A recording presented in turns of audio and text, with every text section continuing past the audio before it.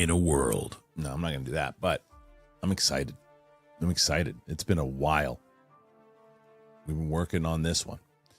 One of our amazing members, patrons, artist extraordinaire, Wicked Art, has been working on this for a long time, and that is the Capes and Cowls comic book. It's here, guys. The whole thing is here. Now, if you are a member or you're a patron, you have access to this, obviously, but there's a little bit more to this now. What we're going to be doing is we are going to go through this entire run, this entire storyline. We're going to get all of the dialogue from everybody involved in it, with myself, Winston, Coy. There's a lot of great cameos and other things in there, and people that you know. And we're going to have some fun with this. We're going to take the voices, we're going to take the sound effects and music and all that, and we're going to put it into one big episode that you guys can watch. Now, patrons and members will get access to it first, but then we're going to make it public. So this is so exciting. And the work that has been put on this by Wicked Art has just been amazing. So as you see the art here, there's so much more. You can access all of this if you go to Patreon or members now, and you can check it out. It's available to all members, all patrons. But it's going to be a fun ride. So just want to let everybody know the Capes and Cowls comic book adaptation is coming, and we'll be excited to bring it to you.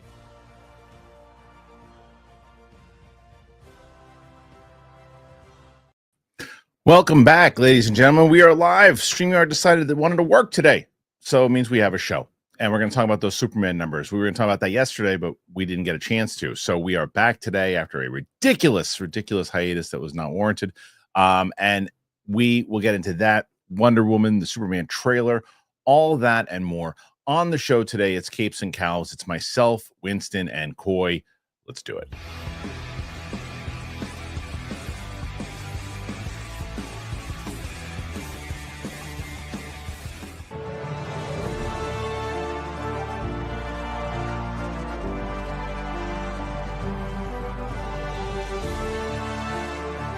Welcome back, ladies and gentlemen, to the Kristian Harloff Show. It is Capes and Cowls, the edition where we talk about all things in the realm of comic book movies. I'm excited to have you here today with us on this Friday as we start the weekend. Joining me on the show, as always, Winston A. Marshall, Coy, John Dro. Gentlemen, what's going on? How's it going?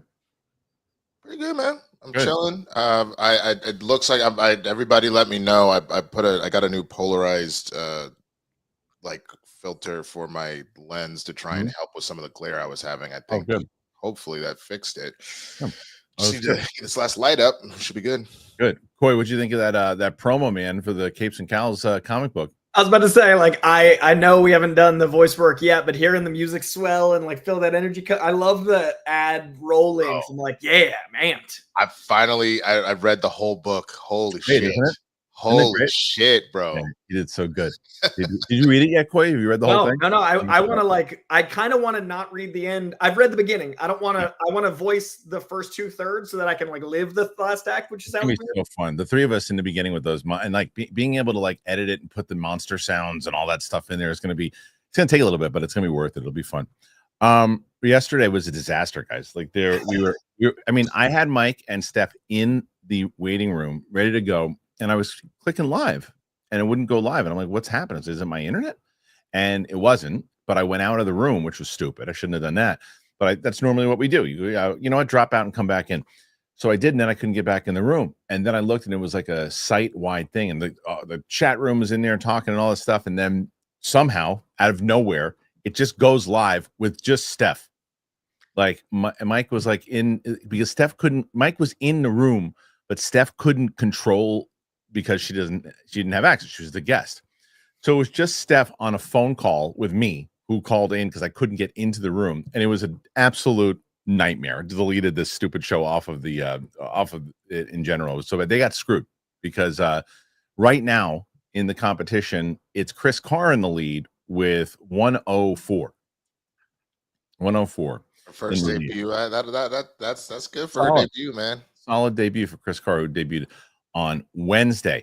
Well, one of the things we were going to talk about yesterday, guys, that we didn't get a chance to, is the Superman box office. We have me, you, and Coy Winston have not talked about the trailer at all together.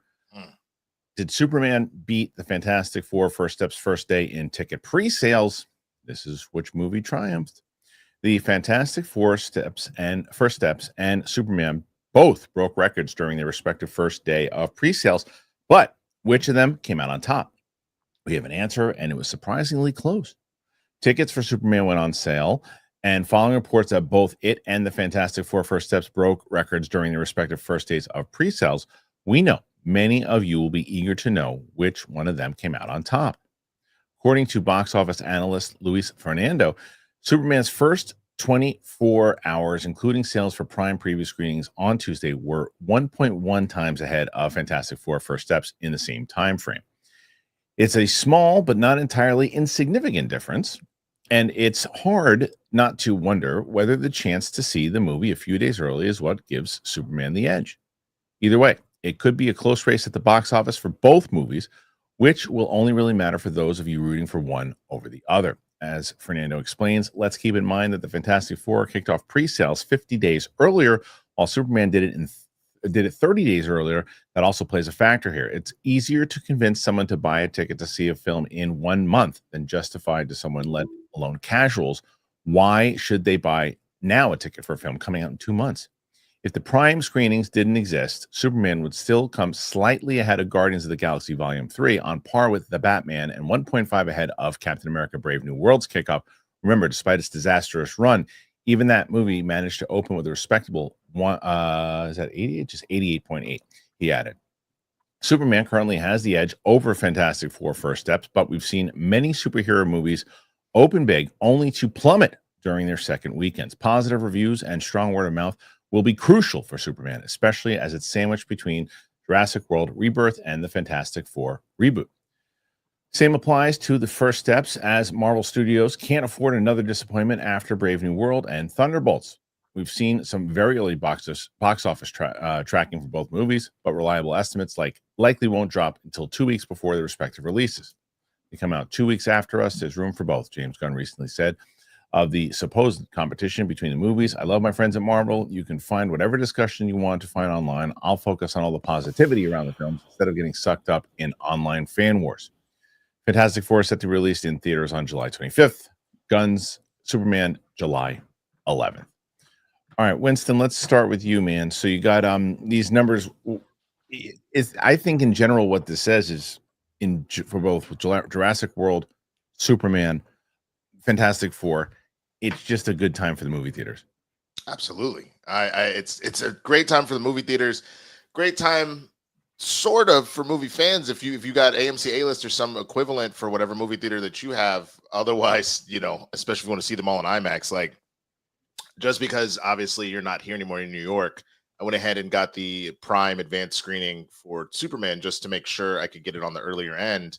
In LA, that set me $30, bro. Like, so yeah. That's the one thing that I think is actually interesting about the pre-sale thing, one way or the other. It's not that it's for me a versus on all these movies, but the idea of what are people willing to pay? Are you actually going to pay to go see all three? And so then it actually does become interesting and more of a competition of, okay, I can only see one, maybe two. What am I picking?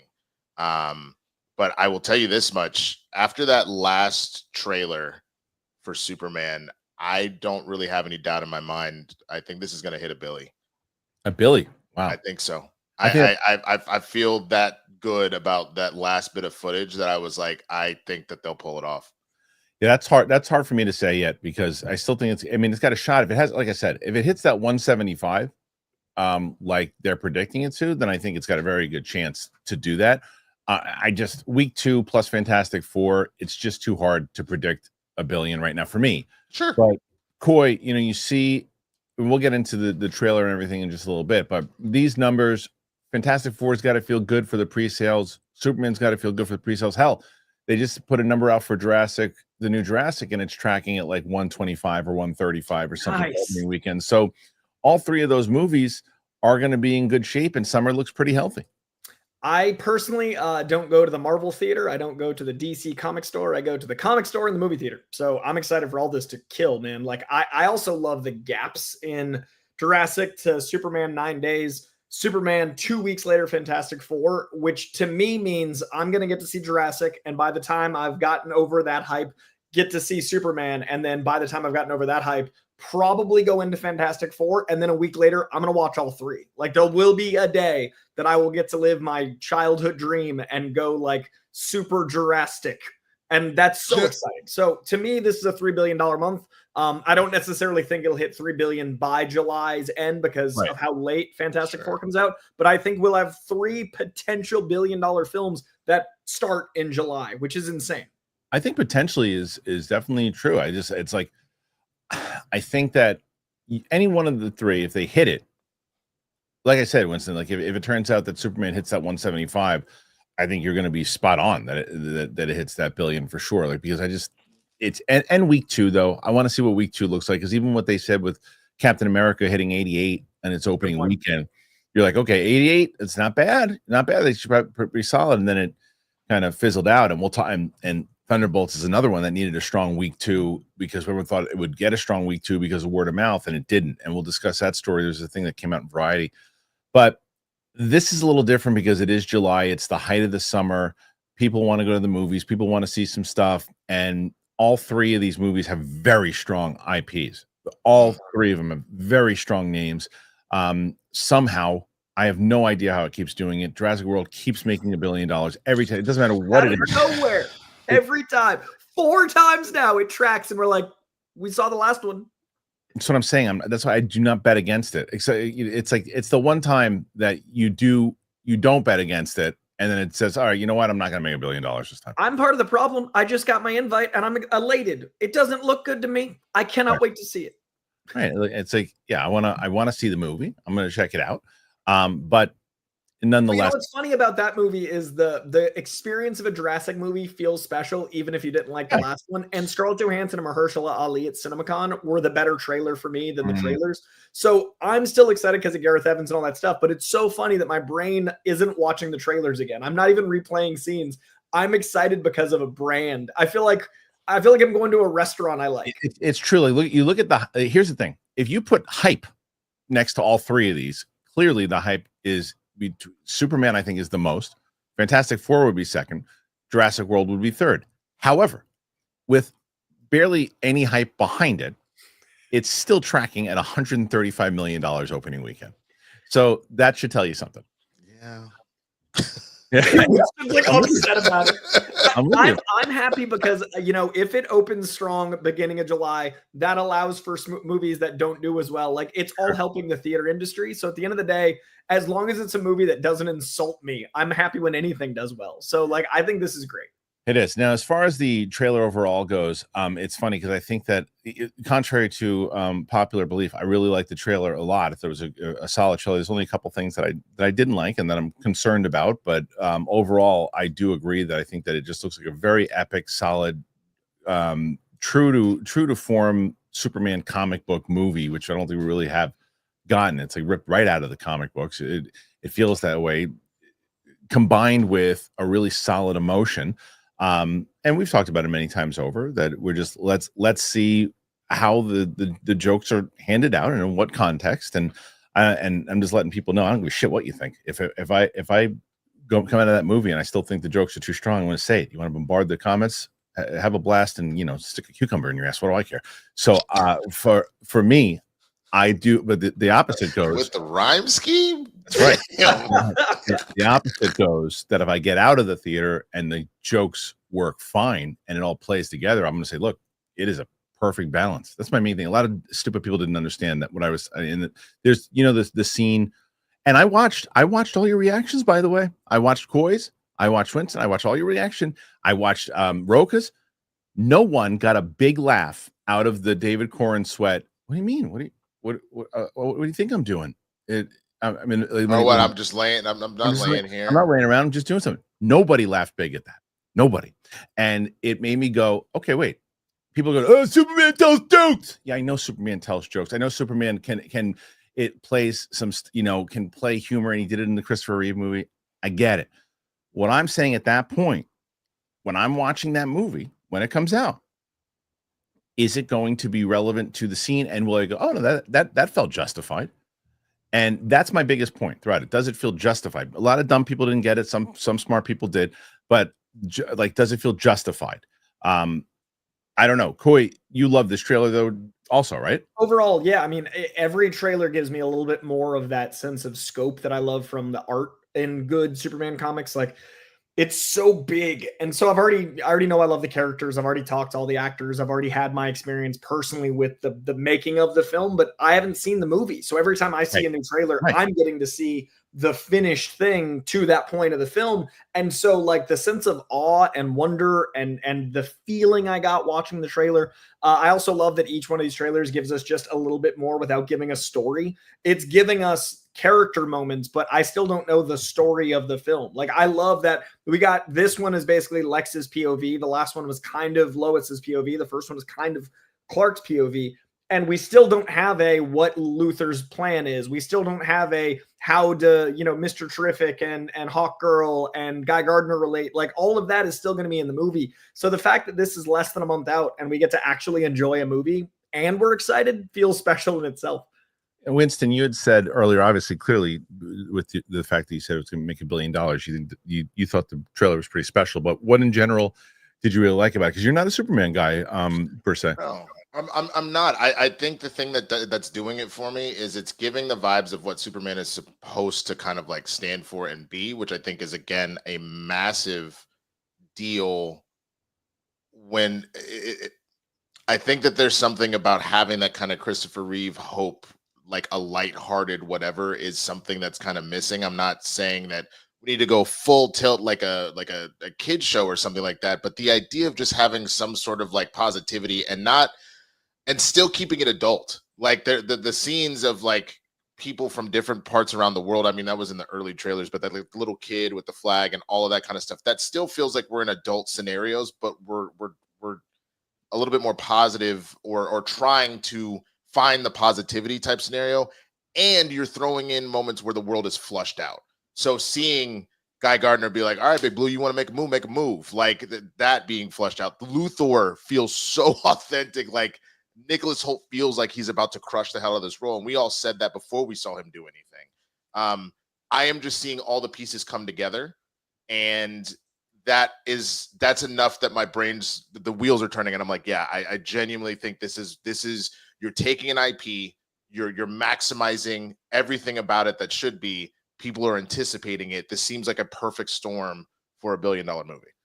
And I get it. I understand that. I think that is a totally fair assessment. I just, like I said, the other way I'll agree with you right away after week one is if the reviews are off the charts, even though it didn't really fare well for Thunderbolts, it's different. It's different because this is also the hype behind it. Again, bigger IP. The trailers are just crushing. But, Winston mentioned Lex Luthor, and this was obviously purposely a Lex Luthor heavy trailer to show the power of Nicholas Hoult and how good of an actor he is in general, but also to show this is the Lex Luthor that is the vicious villain that even if you didn't work for the company. I'd ask you this question. Smart move to really focus on this, right? I think you built these trailers in a really specific way on purpose. I think you need to introduce the world to our new Superman first trailer. I think you need to introduce his most important person and his relationships, Lois Lane, and that whole building in the second trailer. And now, a month out from the movie, 4 weeks out from the movie, you give us the thing we've been curious about. What is this Lex going to be? We had very little Lex in that first trailer. We got a little bit more in the second. I love this slow burn for Nicholas Hoult. He's probably the most marketed actor of the bunch. He's the most known actor. Like, that is kind of tradition in these Superman movies, but saving him for last and letting him really flex and that malice and all those things. I've said 4 months on this film. One of the things that's impressed me most is that when you talk to the 3 leads of the film, you hear stuff their comic counterparts would say. When they describe their roles, there is an actual indignation and truth to how Nicholas Hoult describes, like, we're letting this guy do what he wants and he has all this power. Is that safe? And it feels so authentic, and it's not coming from a malicious place with Nick, but he can turn that maliciousness on with Lex. And I love that. this trailer finally gave us a taste of that. So I think it's been really smart. I think it's really going to surprise people because his favorite Lex is my favorite Lex. And I think we haven't had the way I see the character since Smallville. So I'm really excited to see what a Rosenbaum influenced Lex Luthor with the talent of Nick Holt brings to us. Yeah. And I think that we talked about this last week that, the rumored production budget plus the rumored marketing. Let's say that the rumored marketing is 150 to 200. I'll tell you what, they're spending the dollars right now. Whatever they're doing, they're doing it right. I mean, people are very aware of this movie, which they needed to be, and hence why they're spending so much money on it, and they have so much faith in it. And this is like, the golden child of the DCU because it's the most important one. They're spending the money on it. When they're really making this work. A+ on marketing so far. A, B+. What say you? I'll give it an A. Okay. I think especially when you consider, I mean, again, it has working for it that it is an S tier IP, no pun intended. But I think about some of the other marketing plans for other both IPs well known and IPs not so well known, and how they just didn't do very well. Like Fall Guy, we talked about that very good movie. Apparently an older IP. Didn't know that personally. I wonder if that would have actually helped in some form or fashion to mention all of that. But I think about how that marketing, in my opinion, just didn't work well at all because most of the people either didn't know it existed or didn't know what was going on with it. Right. I think it was a valiant attempt with spilling the beans on Thunderbolts into the New Avengers for your second weekend run, but at the same time, that felt almost a little too late when you consider that the rest of the I liked all the A24 marketing they were doing, but it clearly didn't pan out. Like it wasn't enough to convince people to take a shot on it the way that they wanted to. So I think so far, based off of what we're seeing, and again, I think that it's an S tier IP is doing a lot of the heavy lifting here. But I don't think they've made any wrong moves in how they've handled it. And I look even to the point of reactions. People my channel is still very small and growing, and I get gangbuster numbers for doing reactions to those trailers that other trailers aren't even coming. There's interest. There's a lot. You're right. There's a lot of interest, and it's funny. Sometimes, even if a movie does bad or a show doesn't do great, but there's just conversation around it. Like a little like the Acolyte. Right? Acolyte numbers for people did well, right? But then you look at a show that people enjoyed. I still haven't watched it, but Skeleton Crew, the people enjoyed, nobody watched it. Nobody watched reactions. Nobody cared about anybody talking about it. There's no interest behind it. That's TV in general. Thunderbolts, reactions, out of the theater reactions, things like that, mid, whatever. Let me see if this guy likes it. Even if he does, I don't know if I'm going to see it. Superman is one of those things people want to see it, and having Gunn behind it and the conversation that's been around it, this movie is going to be very successful. I think that if you're Warner Brothers and you're James Gunn right now, you're feeling good. You're feeling good going into this. You like it. I'm really enjoying the fact that this feels like not a Marvel event. It's got its own unique thing. And Fantastic Four feels like a Marvel event. We were talking about Thunderbolts. We were talking about Cap. We were talking about last year's lack of Marvel films and how none of it felt like a Marvel event. Even Deadpool, we kept talking about how Deadpool felt like a Deadpool movie more than it felt like an MCU movie in the lead up, even in marketing.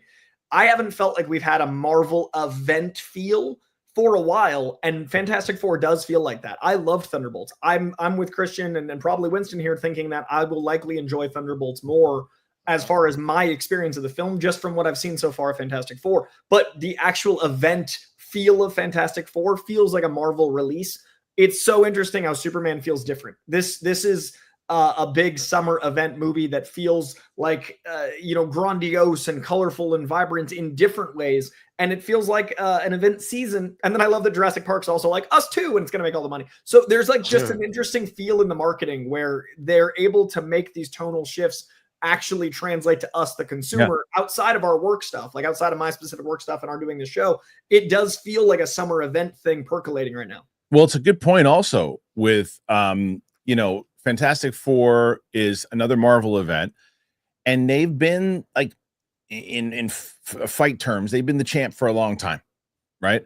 But there's a new up and comer, there's like a new number one contender that looks pretty solid that people are like, well, I want to watch this person fight, like and a well-known fighter, a fighter you're like, wait a minute, we've been waiting for this guy to pop, we've been waiting for this guy to be the champ, we've been waiting for this side of it, because what the reason Fantastic Four feels like an event is because it's a recognizable, like they've been around since what, the 60s, right? Yeah. So they were before X-Men or Spider-Man. And they really haven't popped yet on the big screen in a way that like Iron Man and everybody else has. So people want that to happen. Plus, you get the talent in there that you did. I can understand why people are excited about it.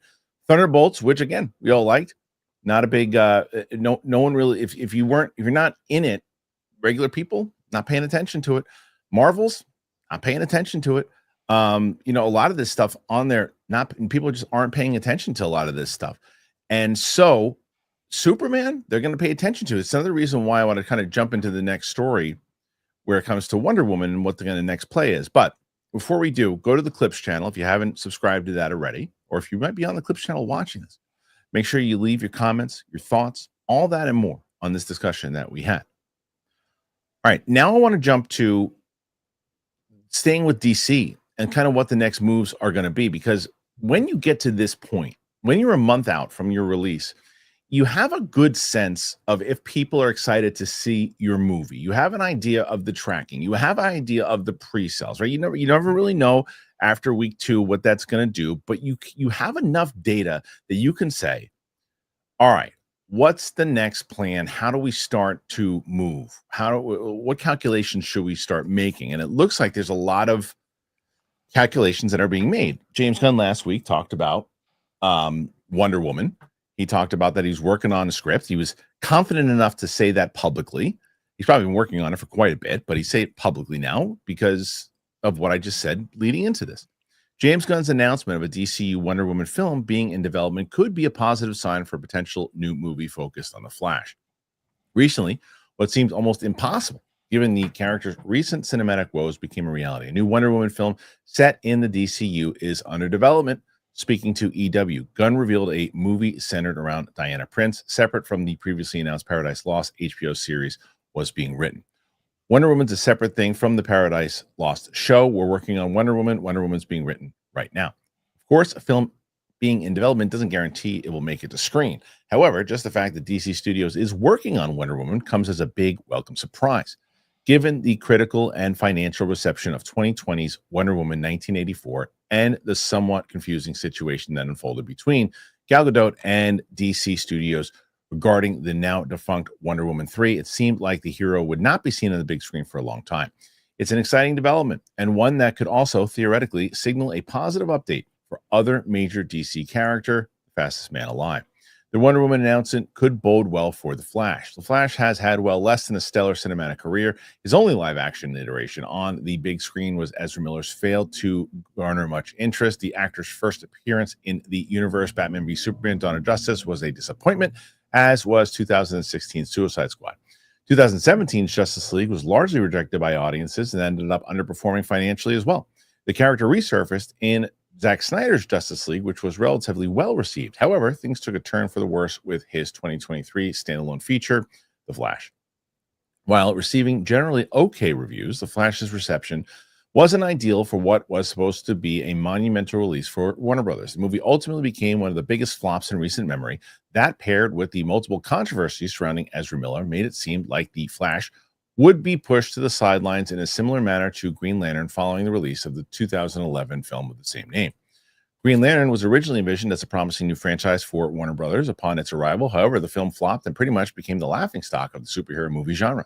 After that, the Green Lantern IP had a difficult time getting another project off the ground, though there were some attempts to revive it for film and TV. They never materialized. Now, HBO's Lanterns is coming our way, but assuming the show releases in 2026, it will have been 15 years since the 2011 Ryan Reynolds feature for the Emerald Knights to get another shot at an adaptation. The possibility of The Flash meeting a similar fate was somewhat reinforced in December of 2024 when James Gunn revealed there would be some time before a movie about the Scarlet Speedster entered development, stating, as for The Flash, we're holding a beat on that development.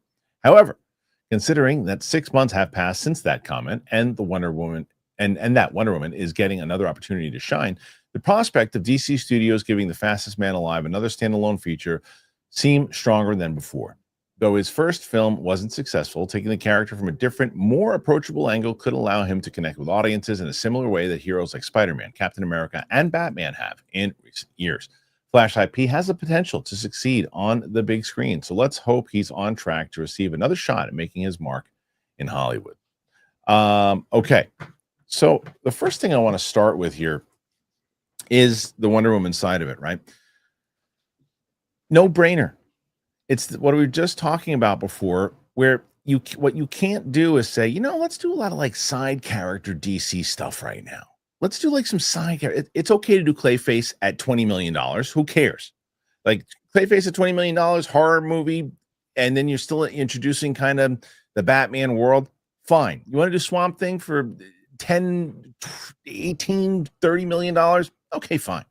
The big budget, huge movies, you cannot lead with some obscure character. You've got to go with the big three. You have to go with Superman. You have to go with Wonder Woman. You have to go with Batman. That's why, like, the whole Batman thing, Brave and the Bold, will start to take flight after Superman comes out. It will. You're going to hear a lot more information about it after those big numbers come in. If Winston's right and this thing hits $1 billion, you'll see, even if it doesn't, as long as it's successful, the Brave and the Bold is going to start to get a lot more attention. So bringing in Wonder Woman right now, no brainer. And I said this, guys, recently, as where we were talking about, like, obviously I'd like Brendan Sklenar to play Batman. I think he's a great choice. I don't necessarily know if he's going to be announced as Batman. I think they'll probably get somebody else. I think he's the right choice for it. But I am confident enough, and I've told you this, I think you can kind of 95% it that Adria Arjona is going to get cast as Wonder Woman. I think it's going to be a lock. But it makes sense, Coy, to go with Wonder Woman, right? And then how far, and we'll get to the Flash part of this after I'll give our thoughts on Wonder Woman, but how far along do you think before we get an actual announcement of a Wonder Woman movie?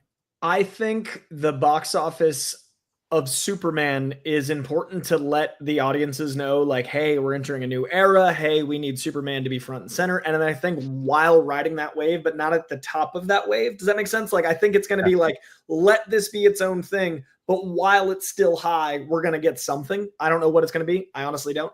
But I do think it does make sense to have Wonder Woman be the next wave if that's being developed. I honestly don't know. But to me, the Holy Trinity is important, and I think Batman is always in the limelight. I think Batman is for a reason. I love Batman. He's one of my favorite characters of all time. But we do have, and I think it's still going to be both, we do still have Pattinson's Batman, and I do think there's going to be a DCU Batman, but there's a lot more Batman recency. Even in The Flash we're going to talk about, that had 2 Batman. So I do think 3, if you count Clooney. I do think we need to give Wonder Woman her time in the sun in a different way, and I think Adria Arjona is incredible. I think that she is perfect from so many different standpoints, and I think it'd be really cool to see that 300 years of metahumans kind of fleshed out through God-like entity like Wonder Woman, and utilizing a strong female character that even, the most annoying of misogynists like it's a good, safe,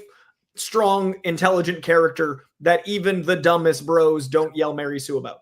But you need her. You gotta have her, because you're gonna lead up to, because, well, this is the other thing, Winston. So James Gunn recently said that he's working kind of on a Superman sequel, but not a direct sequel, right? So people had said World's Finest is essentially what it could be, and where I guess Kingdom Come is where it's too late down the line, right? It's Kingdom Come and Superman's old and older, I think, maybe. But either way, let's say that they're building up to something where it's like, or it's Justice League, whatever it might be.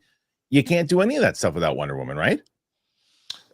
You certainly can't do World's Finest without Batman, because that's right. that duo there, and nothing would piss me off more if we immediately jump to that, because that is literally the mistake that the DCEU made. Right. You went directly from Man of Steel, and instead of focusing a little bit more on Superman and then worrying about doing one of the greatest team ups or rivalries in history, like for that particular story, same thing. Don't jump into Justice League. Don't do any of that, but you need to focus on your Holy Trinity. The reason, nobody's saying you need to emulate Marvel, but the reason why a team up like the Avengers worked is because you didn't focus on Hey, the Avengers, you're like, this is an end goal here, but I have an A, B, C, D that I need to get through first. Of let me do an Iron Man movie, see if that works. I got this Hulk movie coming out too. Let me see if that works well enough.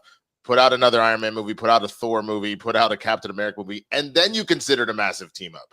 Like to go, it's kind of got to be the same thing. It's not to say you can't have bleed overs here and there, which I'm assuming we will probably see Clark and Supergirl.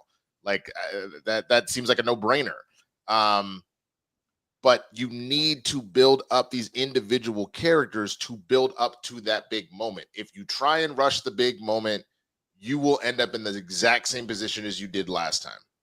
I agree with that. I think that he didn't, and to be fair, he didn't say what it was, but that is the big issue. I remember that on shows when they announced that, like, oh, the next thing we're doing is Batman v Superman. You're like, why? Like let it build, because at the time they were chasing Marvel. Yeah, that's why. I don't feel like they're chasing Marvel. I don't feel like they're doing that now. I think that's a huge asset to the way they're building this universe. Is they're consciously trying to not emulate certain things. Like, it feels like making it clear the post-credit scenes aren't going to be just teasing the next thing. They could sometimes, but don't always. Making it clear that this is already established in universe 300 years of metahumans. Making it clear that this is a world where Superman's here and there's all these other characters already like in motion. That's all very not how the MCU started. So I think it's a conscious choice. I think it's a really smart choice to not chase the past or the present, but to pave your own way, because comics have lots of blueprints on how to do this right. Yeah. And so if you put, I think that what's going to happen, it seems like, if you're matching up how they're trying to come up with this, let's say Superman crushes, they're happy. Okay. Now they're like, let's go. At day after they realize the kind of numbers, the big numbers, what it's projected, how it's going to keep doing after week 1, week 2 comes out. They're like, okay, here we go. Here's our plan. Boom. Supergirl obviously is already shooting. That's the one next out the gate as far as films go. We get Green Lantern, which I'm very curious how they're going to combine that true detective tone with what the hell's going on with Guy Gardner and that ridiculous haircut. But we'll see how they play into that, because he shows up in Peacemaker where I think he belongs in that tone. That works. So can they make that work in the Lantern's tone? We'll see. But nonetheless, you start to build, okay, these are the building blocks of this. Then the question is, what comes next, right? We know that there's going to be that series with the Amazons. But I do think that Wonder Woman will be announced at that point, who she is, the actress-wise, and I think she'll show up in the series at some point, and will lead up to the next big movie. And I'm not including Swamp Thing, I'm not including Clayface. I'm talking about the big movies. I think we get Wonder Woman before we get Batman: Brave and the Bold. Even though it's in development, we just have. Do I think we should? Not necessarily. But I do think that. Now, as far as the Flash goes, which is really where that dove into, I think that once you establish the big 3, that's the next one that you go with. You got to go with him. And I think that people want to see that, and people want a good Flash movie, and I think it will play. But Winston, do you think they should leave Flash alone? Or you think no, you need Flash? He's one of the staples. You need him eventually. Right. I don't know. Like, and there is a desire to have him around. If you need proof of that at the bare minimum, I know the CW was doing their own thing, but that show ran like 9 seasons because the character and the characters surrounding him are interesting. So no, you need the Flash. Yes, there is still some kind of stank on it right now based off of what happened with the movie that we got. But that doesn't mean that you throw the baby out with the bathwater. I think it just means you just take a step back and let's develop other stuff that didn't have time in the sun right now, but that can help kind of set stuff up. And then you very much find a way to get the Flash involved. Too good of a character, too many interesting stories, too vital to the DC lifeblood. Like, he definitely will be back, but just, I would say it probably needs to happen post Batman. Get Wonder Woman and Batman done. You've got Supergirl coming. Finish all that first, and then and Lanterns too. You got Lanterns coming too. Let all of that play out, and then we can talk about the Flash. Yeah, I agree with all that, Coy. One of the things that I've seen in the comments here too, which is a very fair point, they're saying, well, maybe it doesn't need to be Flash after Batman and Wonder Woman. It could be Aquaman, because we need a new Aquaman movie. And the only reason I would say no on that or not necessarily no, but why they wouldn't do it is because they want to probably get away and spend as much time with Jason Momoa as Lobo. Let people forget about him as Aquaman as long as you can, because it's so fresh. And even that second movie, the out of the 3 movies that came out, the Shazam 2 ate a big pile of duty. So did and Flash obviously tanked. Aquaman 2, which started out looked like, another bomb, made its money back because the power of Jason Momoa as Aquaman, first one made $1 billion, as where the Flash didn't have any success at all. So wouldn't you want to replace that and say, don't worry about that version we had beforehand with the Flash? Or, good. I think Aquaman is going to be different enough that he's a little less, in a tricky spot than Flash. I think Flash should be different because the way Ezra Miller played him was a mix of kind of Wally West and Barry Allen. I think they should pick a lane. I would also go with Wally West and not Barry Allen for this new take, so we get a different. Wally's a little bit more fun-spirited. I love Barry Allen. I think he's great. He's altruistic. He's but I think a fun, younger, little giddier Flash might be a way to erase the Flash feeling. But Aquaman, Jason Momoa was a very, very good Jason Momoa with talent. Right. I think he's going to be an incredible Lobo because that's the role he was born to play. I think if we get a more traditional Aquaman, we can do that sooner. And it's interesting how they're building this out. Like, this is the very traditional members of the iconography if they do the Holy Trinity, but also Supergirl, super iconic. Green Lantern, super iconic. I hope, my facial hair notwithstanding, Green Arrow is soon, because you want to use the keys and then sprinkle in those $20-30 million like deep cuts that James Gunn likes to do. Like, James Gunn is a nerd. He made Peacemaker a household name. So I think we're going to get kind of a one big, couple small, but the budgets will also be small, and that's a great use of TV and smaller film. But I do think they're very systemic and systematic in how they're greenlighting the big ones so they can build to something. I would rather before they jump to Aquaman, I would rather they give another major name that hasn't gotten time in this sun at all. Cyborg? To do that. Cyborg is an interesting one. I actually was going to say Martian Manhunter. I think that, especially knowing that was kind of teased and stuff like that, I think just who he is as a character, James Gunn understands his own movie.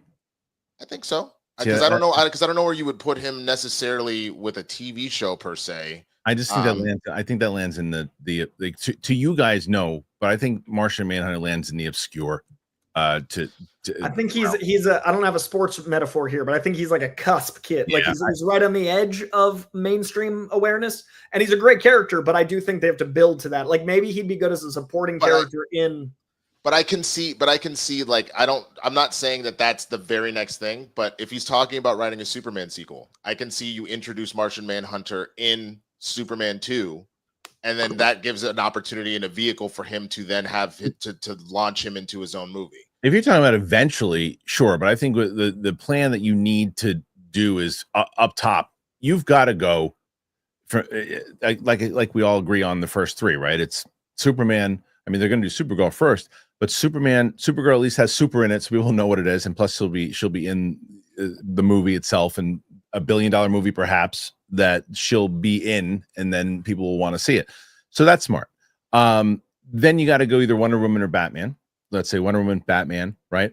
And then after that, that's the conversation. I think you got to go if Aquaman, well, fine. We'll give the comment section the win here. Aquaman, Flash, Cyborg, right? And that's because those are the names, and even like those are the names that people know. I just don't think Winston, as interesting as he might be, I just think everybody knows. I get it, I guess, and probably that's me leaning maybe too much of my nerddom, but I genuinely think that it has a decent shot for a couple of reasons. I mean, one, the Martian Manhunter having been used recently in a number of things, both the Supergirl show and stuff like that, but more specifically that the old school, I guess it's old now, it's fucking 25 years old. Jesus, sorry for the F-bomb. But the Justice League cartoon, like that made Hawk Girl and Martian Manhunter more popular household names because of that cartoon. I see. Still lives in infamy. You lost me at household name. But like when it comes to like awareness between people who are watching those shows and people like comic book people and fanatics, 100%. household name is like, again, you walk around the street and you ask somebody like, hey, do you know who this character is? I can guarantee that if I walked outside right now, if I walked outside right now and said, hey, you know the Flash is? Yeah, you know the Flash is. You know Mark Hamill is? No. It was hyperbole on my part, but I mean, it's close enough to, I'll put it to you this way. The way you would talk about, Coy, close your ears. The way you would talk about like particular like NBA players, where there are the LeBron James and the Steph Currys that are legitimately, those are worldwide names, versus like you could potentially say a Luka Doncic and enough people will go, oh yeah, I know who that is. Like, you know what I mean? That's what I think of when I think of Martian Manhunter, where he's not LeBron. He's not even remotely close to that kind of sphere. But he's in that superstar category that enough people would know who he is. Yeah, we'll agree to disagree on that one. That's fair. We'll agree to disagree on that one. Either way, though, I think that everybody is in agreement that they need to focus in on those big three. Guys, throw in your comments. What say you after Wonder Woman and Batman? Because I think everybody is in agreement that's what should come next. Should they? Gentlemen, one of the things we didn't really talk about, Winston had mentioned it, to which I agree. You can't just jump right into a World's Finest or anything too, but if you establish those characters in the way that like Marvel did, you know, you jump to that first Avengers movie is World's Finest, the first one that comes after you do it, a solo Wonder Woman movie, a solo Batman movie, and then you can lead to World's Finest. Or should they just have another strategy? Put your thoughts in there. Let us know. All right, before we move to the next comment or story, can't get my thoughts right, but I did it. Mustard. That's where I'm at. Let me tell you about Turtle Beach. Let me tell you about Factor, and then I'll be right back. So it's Turtle Beach time, and I'm excited to talk about them again. Man, that Stealth 700 headset that I got, whoo-wee, the sound. I was playing the Indiana Jones game. The sound is just so, it's like, you guys know how I am with sound and movies in general. Playing this game and hearing every little bit of sound because the headset is just so incredible. It just does, it leaps and bounds better than previous ones that I've used. But, you know, it's funny when you're playing the game and you're so just taken in by all the sounds because the headset is so incredible. I was like, oh, wait, I got to pay attention to what's going on. I'm going to get popped by one of these bad guys. And the other great thing about it, it's got an 80-hour battery life. I was like, oh, I got to charge this thing. It's like, no, not yet. You got time. I mean, you could. You don't have to. And that's the worst when you're playing a game, you're doing something with the headset, and then just craps out, and you're like, oh, I gotta wait forever. It's great. The Stealth 700 has the industry's first ever cross-play dual wireless transmitter system. It means you can seamlessly switch between your consoles and the PC with just a click of a button. Gets even better. While being connected to your console, the Stealth 700 can connect with your phone for music streaming, taking calls at the same time. Listen to your favorite songs while gaming, all done with the Stealth 700. And it's not just amazing headsets that Turtle Beach has. They have every gaming accessory that you could ever want, and they're all high quality, and they're prices that don't break the bank. It's the most important. From flight and racing simulators to controllers, keyboards, and mice, Turtle Beach is the ultimate gaming cheat code. You got to head to turtlebeach.com. You got to use that code Kristian. 10% off your entire order. That is 10% off your order at turtlebeach.com. Use the promo code Kristian. You're going to purchase it like you did last time. They'll ask you where you heard about them. You got to tell them our show sent you. We did it. Get the ultimate immersed gaming experience with Turtle Beach today. Man, summer is here. I'm excited for it. It is time to relax, get some sun, do all the things that make summer really, really special. And the number one thing that you don't want to be doing all summer is spending hours upon hours cooking. This is what I love about Factor. Factor has chef-crafted, dietitian-approved meals already. They're just 2 minutes, taking the hassle out of eating well. So there's 45 weekly menu options. You can pick gourmet meals that fit your summer gains, your goals. Choose from options like Calorie Smart, Protein Plus, Keto, and more. Enjoy more this summer. Get Factor if you want all the flavor and none of the fuss. I've told you, since I have been going to the gym, since I've been trying to focus on health, Factor has been instrumental in helping me do it. I use it, and you should too. So, if you want to get Factor, and you should get Factor, get started at Factor with factormeals.com/Kristian50off, but use that code Kristian50off to get 50% off, plus free shipping on your first box. That's code Kristian50off at factormeals.com/Kristian50off for 50% off plus free shipping. Factormeals.com/Kristian50off. Thank you to Factor. Thank you to Turtle Beach. I really hope you guys have been checking it out, man, using those codes that we've been giving you. Really appreciate the support, and we're loving it. Corey, I told you, man. I told you I was going to be dedicated. Been going 4 days a week to the gym. 4 days. Nice. Haven't stopped. 4 months now. 4 months Dude, in. Wow. You're over the hump. Now it's a habit. Now you're not wrong, because even my buddy who I've been going with, he wasn't available this week to go, and I was like, I just went on my own. 11 o'clock, just did it, and it was great. Had my music on. It's awesome. It's like it really feeling that moment is my favorite feeling of like I like the moment where I'm like, oh, this is autopilot even more than I like the moment of abs, because I'm like, oh, I can live this way. See, the problem for me on the flip side of it, because you're right, it's all about the habit element of it, is if I was going to make it work like a habit, it's best to go the same time every single day. Yeah, that's true. And so the issue is that means I would have to get up at like 6 to be there at like 6:30 or 7, just based off of how my schedule works. And everything about that sounds horrible. So, but that's ultimately where it comes down to. And I had that exact same thought. But the question is, and then it's one thing, and that's just what's important. Absolutely. Because that's the thing. I get in there. You love kids. Yeah, that makes it even worse. But right. Maybe that's even part of it, though, is if you know they're gonna wake me up in 30 minutes anyway. But I guess you go at 11. You go. I go. Yeah, I basically come in. I shoot a couple of videos. I do what I have to do. I've now, because I've added more hours in my day to when I get home, I have now been able to subtract a little bit during the work. That's why we had to move the show to 2 o'clock. But anyway, Factor is a great reason why. It's been helpful. It's been easy, on a pinch you'd be able to have some good eats, and it's been helpful. So anyway, that's good news for me. Bad news for Marvel. Thunderbolts lost millions of dollars. Didn't matter how good the reviews were. What does Marvel do next? We already know what Marvel does next. You got a bunch of movies coming out. Hell, you talking? Rebecca Rubin says this on Variety. Days after Thunderbolts hit the big screen, Disney CEO Bob Iger was feeling celebratory. He publicly touted the comic book adventure as the first and best example of Marvel's new strategy, referring to the film's positive reception from audiences and critics. What a relief. Following a bumpy few years and a string of poorly reviewed misfires in the franchise. 6 weeks later, Thunderbolts has cratered at the box office, $371 million globally. It's one of the lowest grossing installments in all of Disney's Marvel Cinematic Universe. If this is the second coming of Marvel, the superhero empire might need another reboot. Marvel's calculus has changed, says Sean Robbins, Fandango's movie analytics director. We're in a new era where not every Marvel movie is going to hit $1 billion.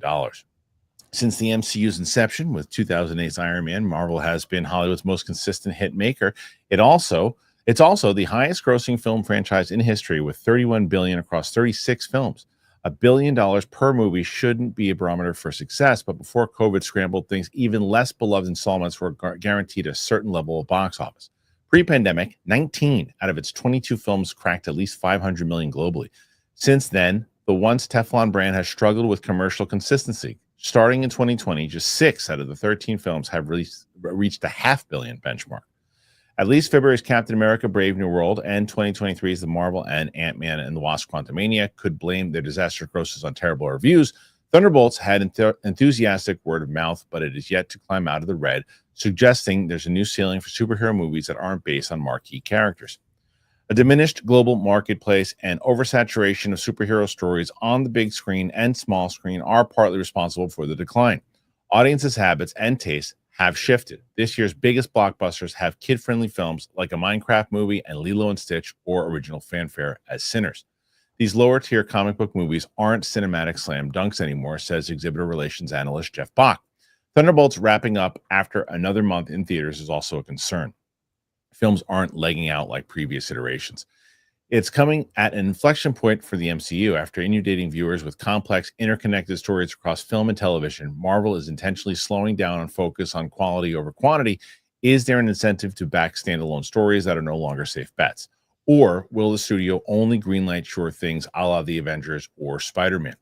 After July's The Fantastic Four First Steps, another cinematic introduction of sorts, Marvel seems to be embracing a go big or go home mentality. The upcoming calendar is populated only by heavy hitters with hefty budgets. Avengers Doomsday and Spider-Man 4 in 2026, Avengers Secret Wars in 2027, An untitled film is set for July of 2027, and X-Men and Black Panther movies are in the works.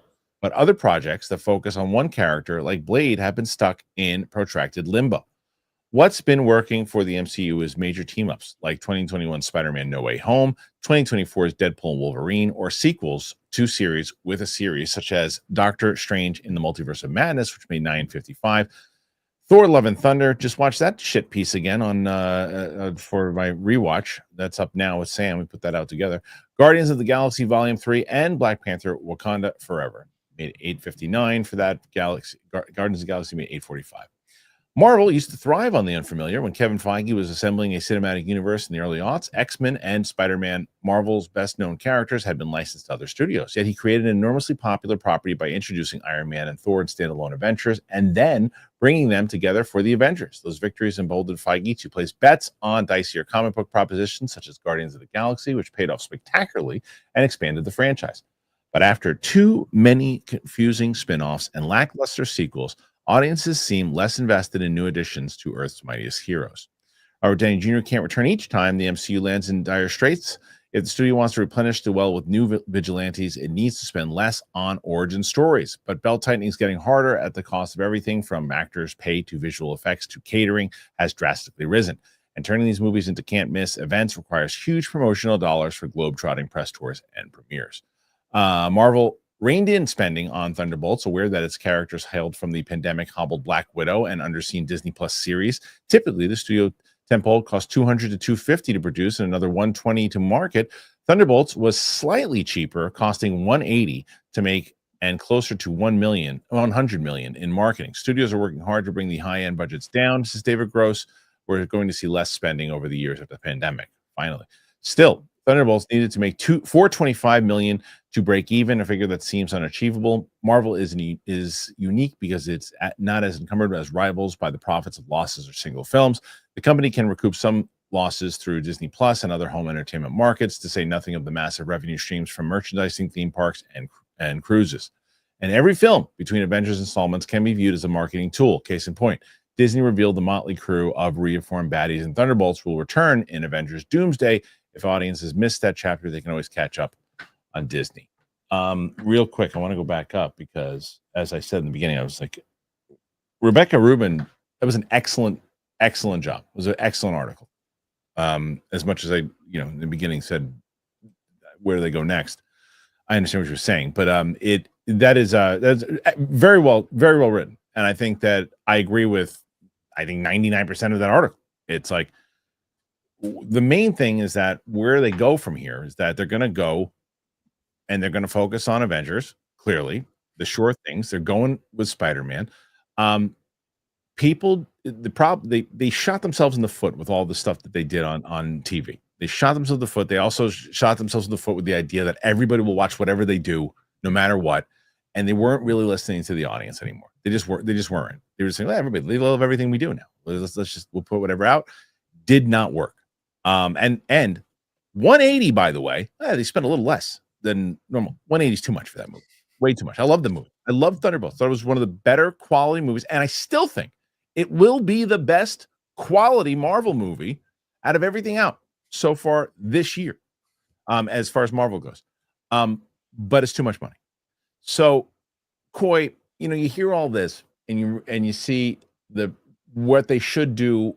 I feel that it's going to go into, look, we're going to hit with Spider-Man. We're going to hit with the Avengers movies. Then the three of us have been talking about this for about 3 years, since that's when we started Capes and Cowls, by the way. I just found out it was 3 years ago, which it's been 3 years. Years. It was 3 years and all. So that means that we were doing the rewatches 4 years ago. No. It was in the same. It was, remember, we started. We only did the rewatch. I just thought we did the rewatches for like a good half year to a year. Yeah, about 6 months. So we do about. August will be the first Capes and Cowls when we do. But nonetheless, we've been talking about it that long. Coy, once they finish this multiverse and get it out of here, X-Men is the play. And these kind of types of articles shouldn't come out anymore if they do X-Men right. I'm so not worried about Marvel in 3 years. I'm worried about what Marvel needs to do to maintain or grow the brand back over the next 3 years. I think Fantastic Four is an obvious great step if it does well and the reviews are as strong as the trailers. Because my things with the Fantastic Four that I don't like are personal. Like the connections I have issue with isn't the average viewer. Like my connection to Human Torch is going to be different than other people's. So I think the movie's going to do well. I think that's a step. And then they've got Spider-Man. Then they've got 2 Avengers films. So I think we're good, but those need to really hit on the road to X-Men. And they can't keep having things come out like Thunderbolts, which is exceptional. I really love that movie, that don't do well. Like there is a point where the brand needs to have the commercial success as well as the critical success after. Like it can't have 1 and 1 anymore. I mean, we read the stats a second ago. Like the number of hits they've had, like it's so far above the average. They're still a very, very solid brand, but the people that love it are always going to be like, a little quieter than the people that hate it. So they need to be undeniable for a little while, because the loud idiots, like people that watch shows like this that don't like Marvel, I don't know why they spend their time doing that, but those people need to be silenced by just quality. And until we're there consistently, they're going to have to make articles like this. But I think X-Men's golden. Winston? Yeah, I think you both, what you need right now. We were talking about it with Superman and how that's a good starting point, and then you bring in Wonder Woman and Batman. You need your kind of S tier IPs. I think X-Men is that's what your next step is, and we've made it very clear that that's the direction that we're going. So sure, Robert Downey Jr. is coming back in to help right the ship with these next 2 Avengers films, and then you have the perfect handoff to one of the more popular IPs in superheroes, period. To kind of shoulder the load going forward. So, I think that is what you need to focus on. But Coy is 100% right. If you do not hit it with that quality, it doesn't matter. So the main thing you need to focus on beyond all of that is quality.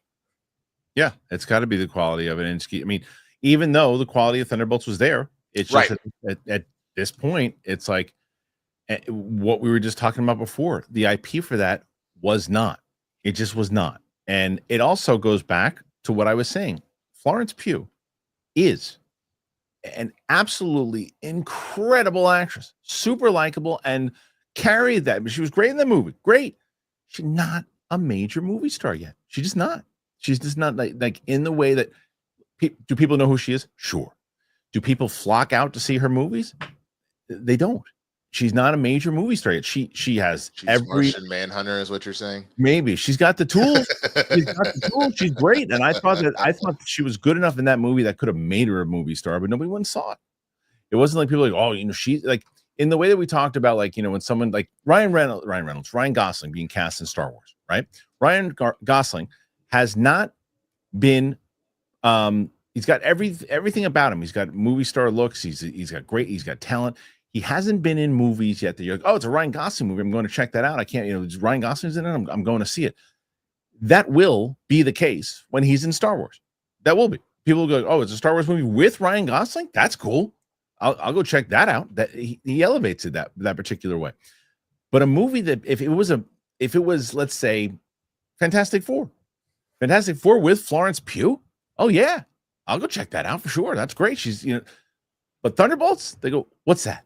I don't know what that is. New Avengers might have been the way maybe they should have done that.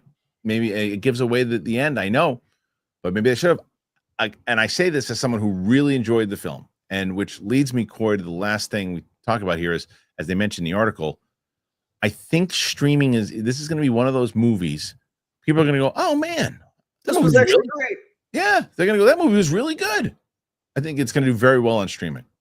I think it's going to do very well in streaming, and I think it's also going to be one that people look back on as formative. Like it'll be, I wish I'd seen that in theaters because of how much it influenced this, or oh man, that's so crazy how it set up this. And I mean, I hope it finds a cult following, if not the following it had. And I'm glad it didn't lose so much money that hopefully they don't write it off as a failure. Like losing money is failing at the business side, but it's so good. Hopefully it still, begets the team more work. Hopefully it still establishes a tone and a style we want, but, learn what things didn't work in the marketing, learn what things didn't work in the build. But I mean, this director is seemingly fairly along the path towards X-Men. And I think one of the things Marvel needs to look at is keeping some things all ages, but also keeping things, some things for adults. I think Deadpool did really well for a reason. I think Thunderbolts tonally suited a lot of people for a reason. So obviously you want to keep it PG-13 and available to all ages, but I do think tonally we need to look at things like Blade and like darker elements going forward. Yeah, Winston, is that a risk now? Because like Coy just said, that they said, hey, because studios and executives, they do this all the time. They look at, they don't really go internally and look at what happened leading up to it. They go, oh, nobody wants to see that kind of stuff. Like I always use Obi-Wan as an example, when it's like Solo comes out, like, oh, nobody wants to see movies anymore. Cancel that Obi-Wan series. It's like, no, people did want to see that. They did. It's not just a matter of one circumstance. It was the way that was presented and the circumstances of the way release and yada, yada, yada. Is that a big risk that they're going to go less into this and they'll just do, then we're not going to take any big risks anymore? It's certainly a fear. I wouldn't, that is certainly something to be worried about, because it's one thing if there's enough stuff already in the pipeline, already done, whatever, that you go, oh, we finished it. We already paid for it. So put it out there. But that is certainly a fear. Like, I mean, that's essentially what we've talked about with Superman.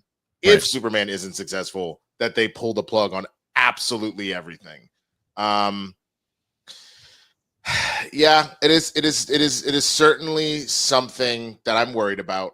I'll be honest. But I think just by the nature of when you see enough like kind of shining light stuff that's still getting through right now, that they're not gonna willy-nilly just like kind of cancel on shit. They're just gonna probably be a little bit more cautious, and instead of greenlighting 3 or 4 of those types of ideas in a certain series, you might get one every 5 major IPs. You know what I'm saying? Like it'll be much rarer, but it'll still happen.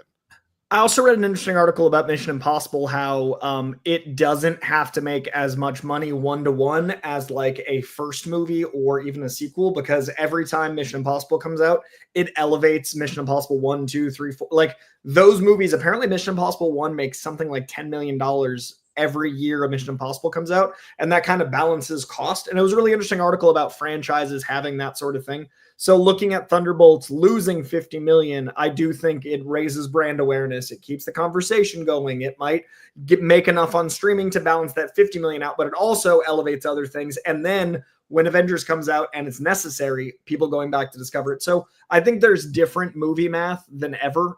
It's not 1-to-1 anymore. It's not make your budget, make your marketing, make your blah, blah, blah. We've gone from like algebra 1 to algebra 2. There's a lot of abstract math now we got to figure out. What say you guys? What does Marvel do next? How will Thunderbolts become one of those movies that just becomes a massive hit on streaming? Will they continue? Will they make some drastic moves that they maybe don't have to as far as quality goes? Will Avengers and X-Men do so well that it fills in the money lost for Thunderbolts? Fantastic Four, same thing. Put your thoughts in there. Let us know. All right. Now it's time for the questions. You guys are in good shape. I think this is the first time, like, because we've had what? I think did Roxy win 3 in a row once? I think Roxy won 3 in a row once. Is that true? Maybe. I think so. If you guys win today, you'll either tie or you'll be the first to do it. And currently, normally if you have like 35 going into a questions thing, you're in good shape. You guys have 66. Hey, ooh, Black Jesus! You're in good shape. You're in good shape. So before we get into the questions, Coy, what's going on in your channel? At 46K, I've stagnated a bit. My number of growth keeps going down, which hurts my soul. So please get on over there. When we hit 50K, I'm going to do a 50 comic giveaway. I just saw 28 years later. Can't talk about it yet, but you bet next week when I put my review up that I've already filmed that I can't use yet, that'll be up there. Also covering all sorts of comics every single week, and going to be covering Ironheart if that's your cup of tea on my page as well. So seeing F1 Monday, that review coming. Lots of movies, lots of TV, lots of comics. Go subscribe. At the Swaggy Blurred on all the platforms, man. I'll be live a bit on Twitch, so come and hang out this weekend. And I am in the middle. Once we wrap up here, I've got work, but I am editing a nice little theory. That was one of my videos. It was what Zedric Banger was just bringing up the idea of what is Sam's Avengers team? Because we get at the end of Thunderbolts that he's suing the Thunderbolts. So what is his Avengers team that he's put together? So I've actually kind of laid out a fun theory as to what I think his team is, and that should hopefully be done by this weekend. Worst case scenario by Monday. All right, so make sure you check out the guys' channels. Links are in the description for that. Okay, so the good news for the people who put the questions in, there's only one that StreamYard decided they didn't want to show, and that's Chris Malik Reacts. He said, you also need to show, oh no, that's a different one. Hold on. Mark Long, sorry. Hope everyone has a great Friday. 28 years later, Jurassic, Superman, and Fantastic Four. It's going to be a fun time. All movies that I'm looking forward to. I mean, even Jurassic, I want to watch it in the theater, to be honest with you. I want to see, I'm hoping, I'm rooting for Jurassic. Another monster of the week type thing. Yeah, but 28 years later, I'm excited to see it. I'm supposed to see it next week. Oh, Monday or Tuesday? No, Tuesday. See it on Tuesday.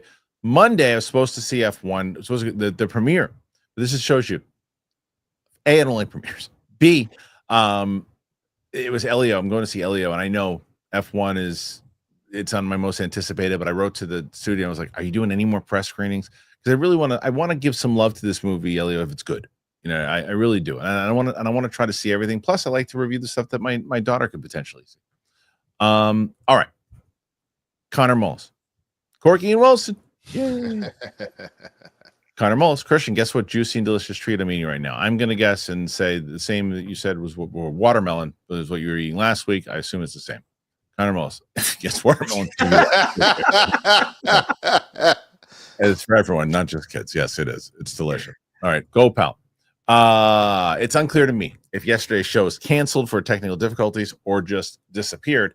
Either way, support since I'll be out again. No, it was StreamYard. StreamYard was, and I could not leave that up on the channel. It was a disaster. It was like poor Steph was just trying to navigate with me and Mike on speakerphone. It was the worst. It was the worst. It was just terrible. I was like, there's no world that, and I almost said to PLD and Luke, I was like, how dare you guys even let that sit on the channel? The two of them let it live on the channel. And I was like, I didn't say anything, but I was like, I just deleted it. I got rid of it. No one said anything to me. How do you leave that up there? Terrible. Go, pal. If Coy or Winston have Bond thoughts, they can chime in whether Omega spoiled the reveal of Aaron Taylor Johnson by naming him in a brand ambassador early. I do think that's what it was. Omega usually is the watch of James Bond, and that's their thing. And Aaron Taylor Johnson has been strongly rumored. Aaron Taylor Johnson may or may not have been fantastic in a movie I may or may not can talk about until next week. But the dude's on a tear. I do think it is likely. And then this Omega thing felt like it put it over the edge. Those are my Bond thoughts. Hey, is he in 28 years later? What if he's Beagle Studios? I honestly can't see a Justice League with Corin Sweat's Superman, Sklinar's Batman, Jonas Dina having Cameron Manhan as Wally West. Wait, I honestly can see. Sorry, as Wally West, Piers, Green Lantern, Isabel's Hawkgirl, and Gathigi's Mr. Terrific. I mean, what a cast that would be. That'd be a fucking crazy. Sorry. Hey. Yeah, I'm on one today. I apologize. That would be a crazy cast. Nah, I ain't talking to big balls. I seen what he did in the comic, bro. He crazy. He's crazy. You know what that's going to be to do with Steph? Yeah. Oh, man. That's going to be it's going to be so people. I mean, by the way, people, you don't have to wait for that. See, if you want to read the whole Capes and Cowls comic book, every member, I mean, today, by the way, we'll get to in a second. Both DJ Case and Derek Johnson gifted a bunch of people memberships. You all have access to that comic. You all should read it going into it. Tyson's Chicken Nuggies. I'm going to be driving 2 hours to my nearest IMAX in July just to see Superman. I love that. Yeah. I haven't been this excited for comic book movies since No Way Home. I can't wait. Hashtag look up. I think that's kind of maybe Winston, you might be right, man. You might be right. I also want to give credit to this gentleman saying he hasn't been this excited since No Way Home and has a Deadpool Wolverine and is more excited for Superman. Yeah. DJ Case, gifted 10 memberships. Thank you very much.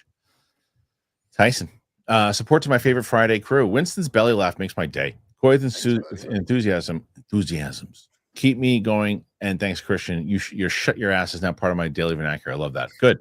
Everyone should be saying shut your ass. It's the best. DJ Case throwing some support in there. A lot of support. DJ, 57. 104 to tie. We're at 77? 67. 67. Corn Emperor, congratulations on a working show. Love you, Harloff.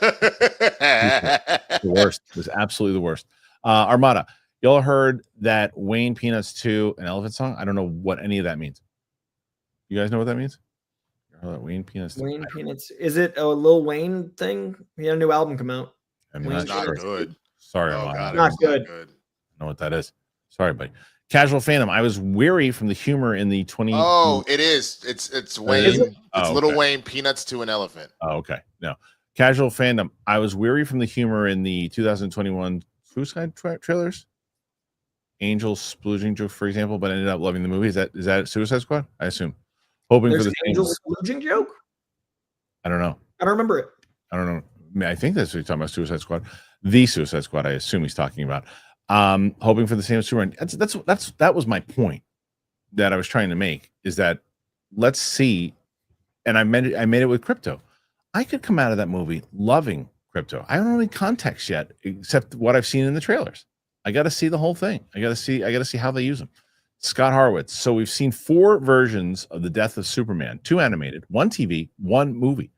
Is it time for a good Batman Nightfall/Night Quest adaptation? 3-part animated movie sounds perfect to me. I like the death of Superman 2 movies I've seen. The animated ones. I'd love to see Nightfall. I think Nightfall is like it's huge. It's a big story, so I'd love to see it adapted into a 3-part animated. Batman, I think, has the most animated of anyone, but there are some key storylines we haven't gotten yet. So that'd be cool. Winston.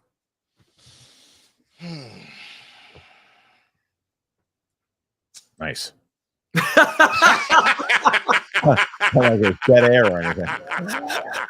That is such a long pause for such an yes, no. Like, do I want it? Just forget it.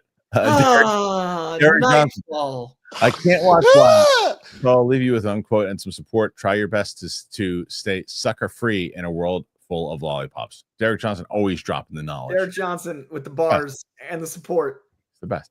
Scott Horowitz. So we've seen 4 versions. Oh, we did that already. That makes sense. I went up as opposed to going down. More support from Derek. Thank you, Derek. Look at Derek. Derek coming in real hot. Okay, this is another one.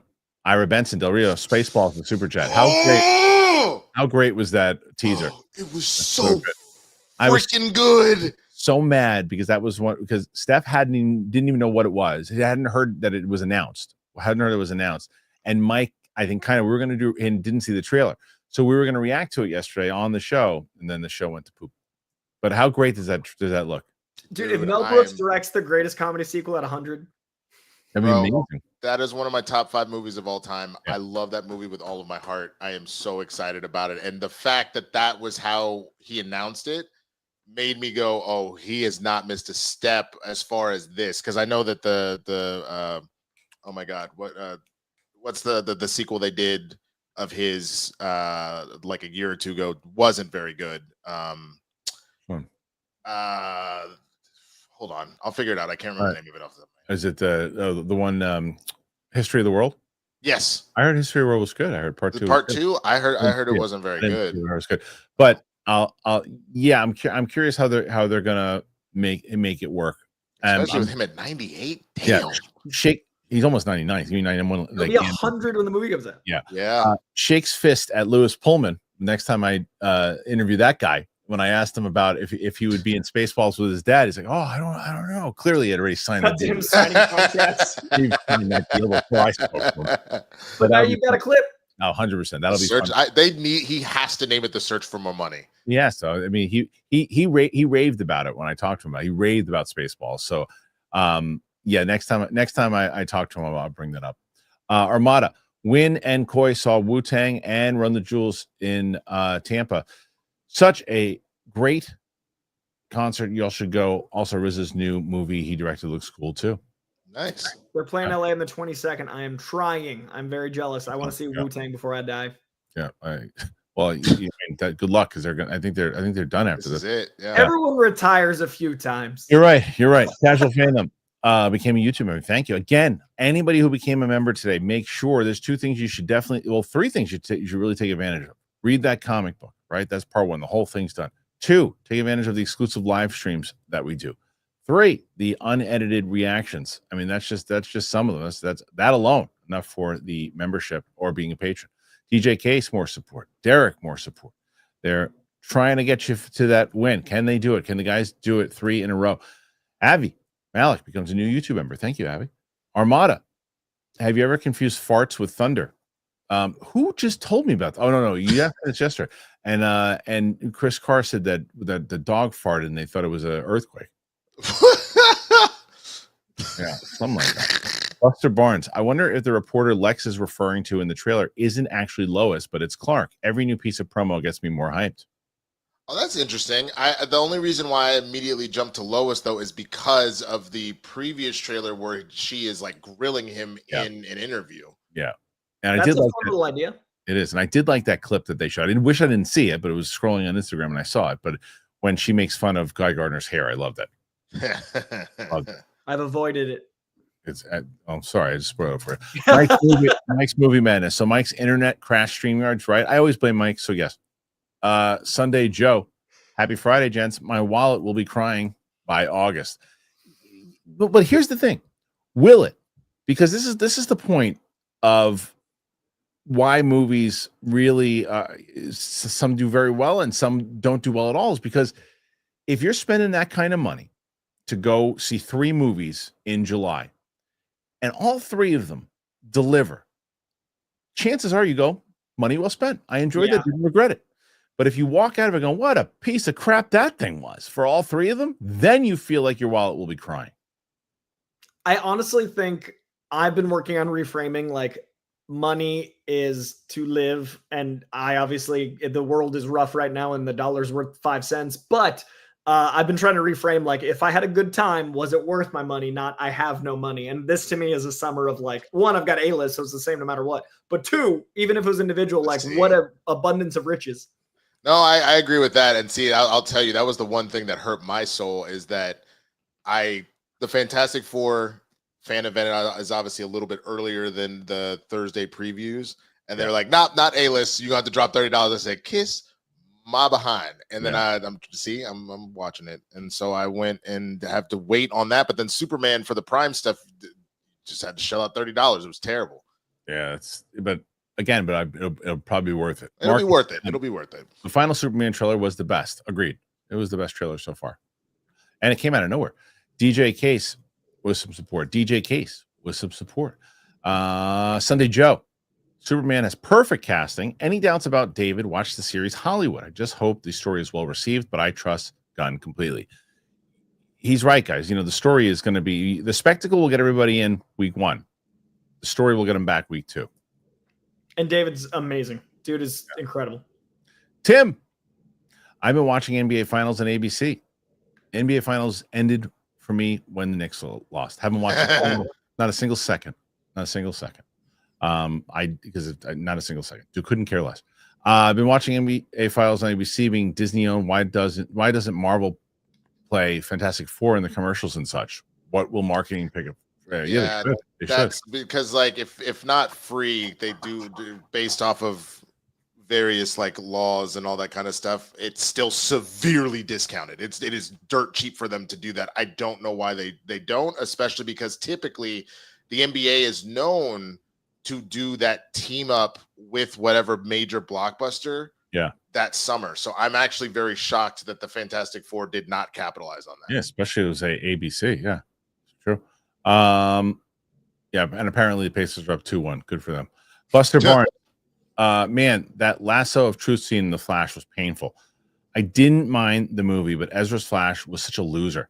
Yeah, Flash is dorky, but he needs charm. I actually thought Ezra, like I said, a lot of the stuff that Ezra was doing wasn't the best, but the stuff in The Flash, the stuff with his mom and other things, I thought worked. I still say the beginning, the end were the farts, but the majority of the movie, I still stand by it. I think there's a lot of good moments in it. I agree. The stuff with the mom is great. I actually enjoyed the Back to the Future logic conversation. I thought that was really fun. Yeah. Michael Keaton stuff was great. Mm-hmm. But yeah, there are definitely reasons to be frustrated with the movie. definitely. I don't, Armada. Lex is giving me Philip Seymour Hoffman vibes from Mission Impossible 3. Yeah, definitely. That's my favorite Mission Impossible, so I love this take. DJ Case throwing in some support there, getting the guys closer. Avi Malik, big one there. Thank you, Avi Malik. Hey, Christian and crew. Avi here from Bangalore, India. Been watching since the AMC days and have followed your entire journey. Thank you so much, Avi. Big fan of Winston, Coy, and the whole team. You guys make the Nerd Space fun. That was very, very nice. Very, very kind. Not only do I appreciate you becoming a member and saying such nice things, it's very nice of you. I was supposed to also, it reminds me, there was an interview that I'll be doing it on Monday. There's an interview of a new movie that's coming out. It's a smaller budget movie. It's like a $300,000 movie, but it's got some really good people in it. And I got the director on and one of the stars on. I was going to play it yesterday, but again, crap with that. It just wasn't relevant for this. But I'll play it on Monday in the Roker show. Casual scroll post-credit scene in Superman revealing the DCU's Batman, not the actor in full costume, but something casual like Clark and Bruce getting coffee in a diner, discussing Damian for Brave and the Bold. Cast Theo James. I love the Theo James. Not for Batman. I think it'd be a great Bond, but I think that it's Aaron Taylor Johnson. I don't know what the post-credit. It's tricky. Superman's obviously got a lot to do to set a precedent. I think setting the precedent of MCU-esque post-credit scenes might not be the move. Yeah, and James already said that. He already said it recently. Yeah. So, I don't think they'll go this route. I think it's a fun idea for a Marvel-style one, but I don't think DC is going to do what Marvel had done because that kind of put Marvel in a spot. Yeah, I don't think they're going to do that, and I think Wayne Enterprises or something like that might be mentioned, but I think Wayne will because there's so many billionaires in the movie, like Stag and Lex. Yeah. And the only post credit that they need to focus on if they're going to do something like that, which is Supergirl. That's it. Avi, I'm currently on a career break, so I finally have time to catch your live streams more often. Love hearing that. Looking forward to hanging out with the community and diving into all the great geeky discussions with you all. Same here, man. Yeah, this is great. Please, and we've met so many great people through the chats and everything too, and seeing the community kind of going back and forth. And Chris Carr afterwards said to me, she's like, your chat is so nice. And I was like, for the most part, yeah, like 95% of them are pretty great. Tyler Pfeiffer. I like Monica Barbaro as Wonder Woman as well. Is that she's the girl from the Bob Timmy Dylan? Chalamet? Yeah, the Bob Dylan flick. She's got such presence, man. She is so impressive. I don't know if she's got the stature, but she's got presence. 5'7". If so is Adria Arjona. She's 5'7" also. Yeah. Oh, really? And this girl's got such incredible presence. Yeah, I mean, look, she got the look. And the other person that apparently, and I didn't read the article, but that there's casting rumors swirling already. Alexandria Daddario was another one mentioned. Oh, snap. Okay. I just opened up Monica's IMDb. Alexandria Daddario is a good choice too. I just opened up her IMDb and they have the trailer, I guess, for Fubar 2 with Arnold. Oh, okay. And she's actually kind of a badass in this little opening teaser. So yeah, I can see it. You think good cast a new one less? Noah S. Think the new Mr. Miracle show will be in the DCU? I don't know, but I know it's now my number one most anticipated new show. It's literally my favorite DC comic of all time, and Tom King is the writer of the comic. He's show running the show. I don't know what that is. Jay Anderson. After watching all the trailers and TV spots, I think the thing missing for me is how awe-inspiring Superman is. This Superman feels like Ragnarok Thor and a clown instead of a superhero. See, I won't go there because even though the comments in that my reaction will tell you otherwise, I don't think he was cracking jokes the whole time. I think for the most part he's pretty stoic, pretty serious, and and he'll crack jokes as Clark, and he'll be a little sarcastic and things of that nature. I have no issue with that. I disagree with you, Jay. I don't think he looked like a clown at all. I think that like I said, my biggest thing is when is it necessary? A, is it necessary to have him say it at that moment? Maybe the answer is yes. B, is it necessary to have teeth flying off of a camera besides just being a stylistic fun thing? I was just about to bring up, I thought it was like the only thing I actually heard people truly complaining about was the teeth thing, which I thought was fine in the sense that I would venture a guess that is not a Clark that started a fight with Lex. Lex clearly has done something to really piss him off and do some stuff. And then that's just, yes, it's a stylistic choice, but that's where that feels like that's coming from. He's probably at his limit, and we might even be seeing a moment thereafter to be like, "Yo, rein it in, bro." But I don't think anybody has a problem with the moment that I'm knocking teeth out. I think. No. People do. People were like, "That's not Superman. Superman doesn't do that." Oh, really? Oh, people have lost their mind over that. See, that was less about, for me, punch his teeth. I don't give a shit. But like for me, it's more about it hitting the camera and saying, "Oh, this is a movie." But Ed Harrell yesterday said this, and I hope that this is the truth, and it very could be. What if that shot is a news drone, and that shot is a news drone, and that shot is the camera? You're supposed to be looking at the camera, and then it hits it. Okay, that's my point. With context, you see it and you go, "Oh, I get it. Oh, okay." Now after they're breaking his chops a bit about doing and sitting around, then he threw that in there at that. I get it. I'm just telling you from what I saw of the trailer. Sure. Avi, super pumped for Superman. I can't wait to see what James Gunn delivers. Any idea when the first out of the theater reactions are expected? And when are you guys seeing the movie? Need your thoughts. Expect to see more of me. I can't wait to see more of you, Avi. Thank you. So I haven't gotten a screening for it yet. I know that they're coming soon, but it's usually around a week or two before the movie comes out is when you get it. So again, with Kristian not being here, I have somebody that works at Warner Brothers. She said that she will try. But I didn't want to bank off of that, so I went ahead and got the Prime screening. So mine will be out July 8th that evening when I'm done. Great. And I actually don't know whenever the embargo allows me. Yeah. Derek Johnson giving 10 memberships. Thank you, Derek. Just kidding. Derek gave 10 more memberships. Gave it 20 so far. There you go. Look at Derek. Derek's crushing. Danielson. I want both Marvel and DC to both be competitive every year at the box office, but MCU needs to stop with identity politics and get their head of their ass and stop pushing away masculinity. Hey, this is one of the things that I think there's a way to say. It depends on what you're talking about. You can say things that way, and you're just going to come up with, well, hold on. What are you talking about in general? You got to have kind of specifics, because there are times, because Coy's ready to leap on you right now and chew your head off, but I'm holding him back for a second. Because I don't disagree, and Coy and Winston agree with this also, by the way, that there are, and we've talked about it many times over, there are times, not just Marvel, rather, all studios decide, hey, you know what everybody wants us to do right now, and we don't want to get yelled at Twitter, so we're going to do this, right? Look, we represent everybody. Look, see, guys, see. That happens all the time, and sometimes it hurts the cause by doing it. There's other times that you say, hey, I lead with a story. I do this. And by the way, and this is something too, identity politics get their head of their ass and stop pushing masculinity. You didn't say that with Tarantino when he put Uma Thurman in Kill Bill 1 and 2, did you? No, you didn't, because she kicked ass. It worked. It made sense. When it makes sense, when it works, it's great. So it just depends on when you're saying it. Coy, take it easy.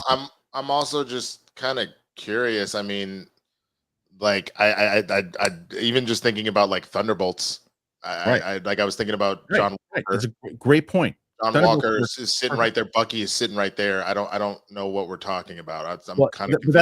That's why I asked him for examples, because if you're talking about Thunderbolts, you're wrong, right? You're wrong.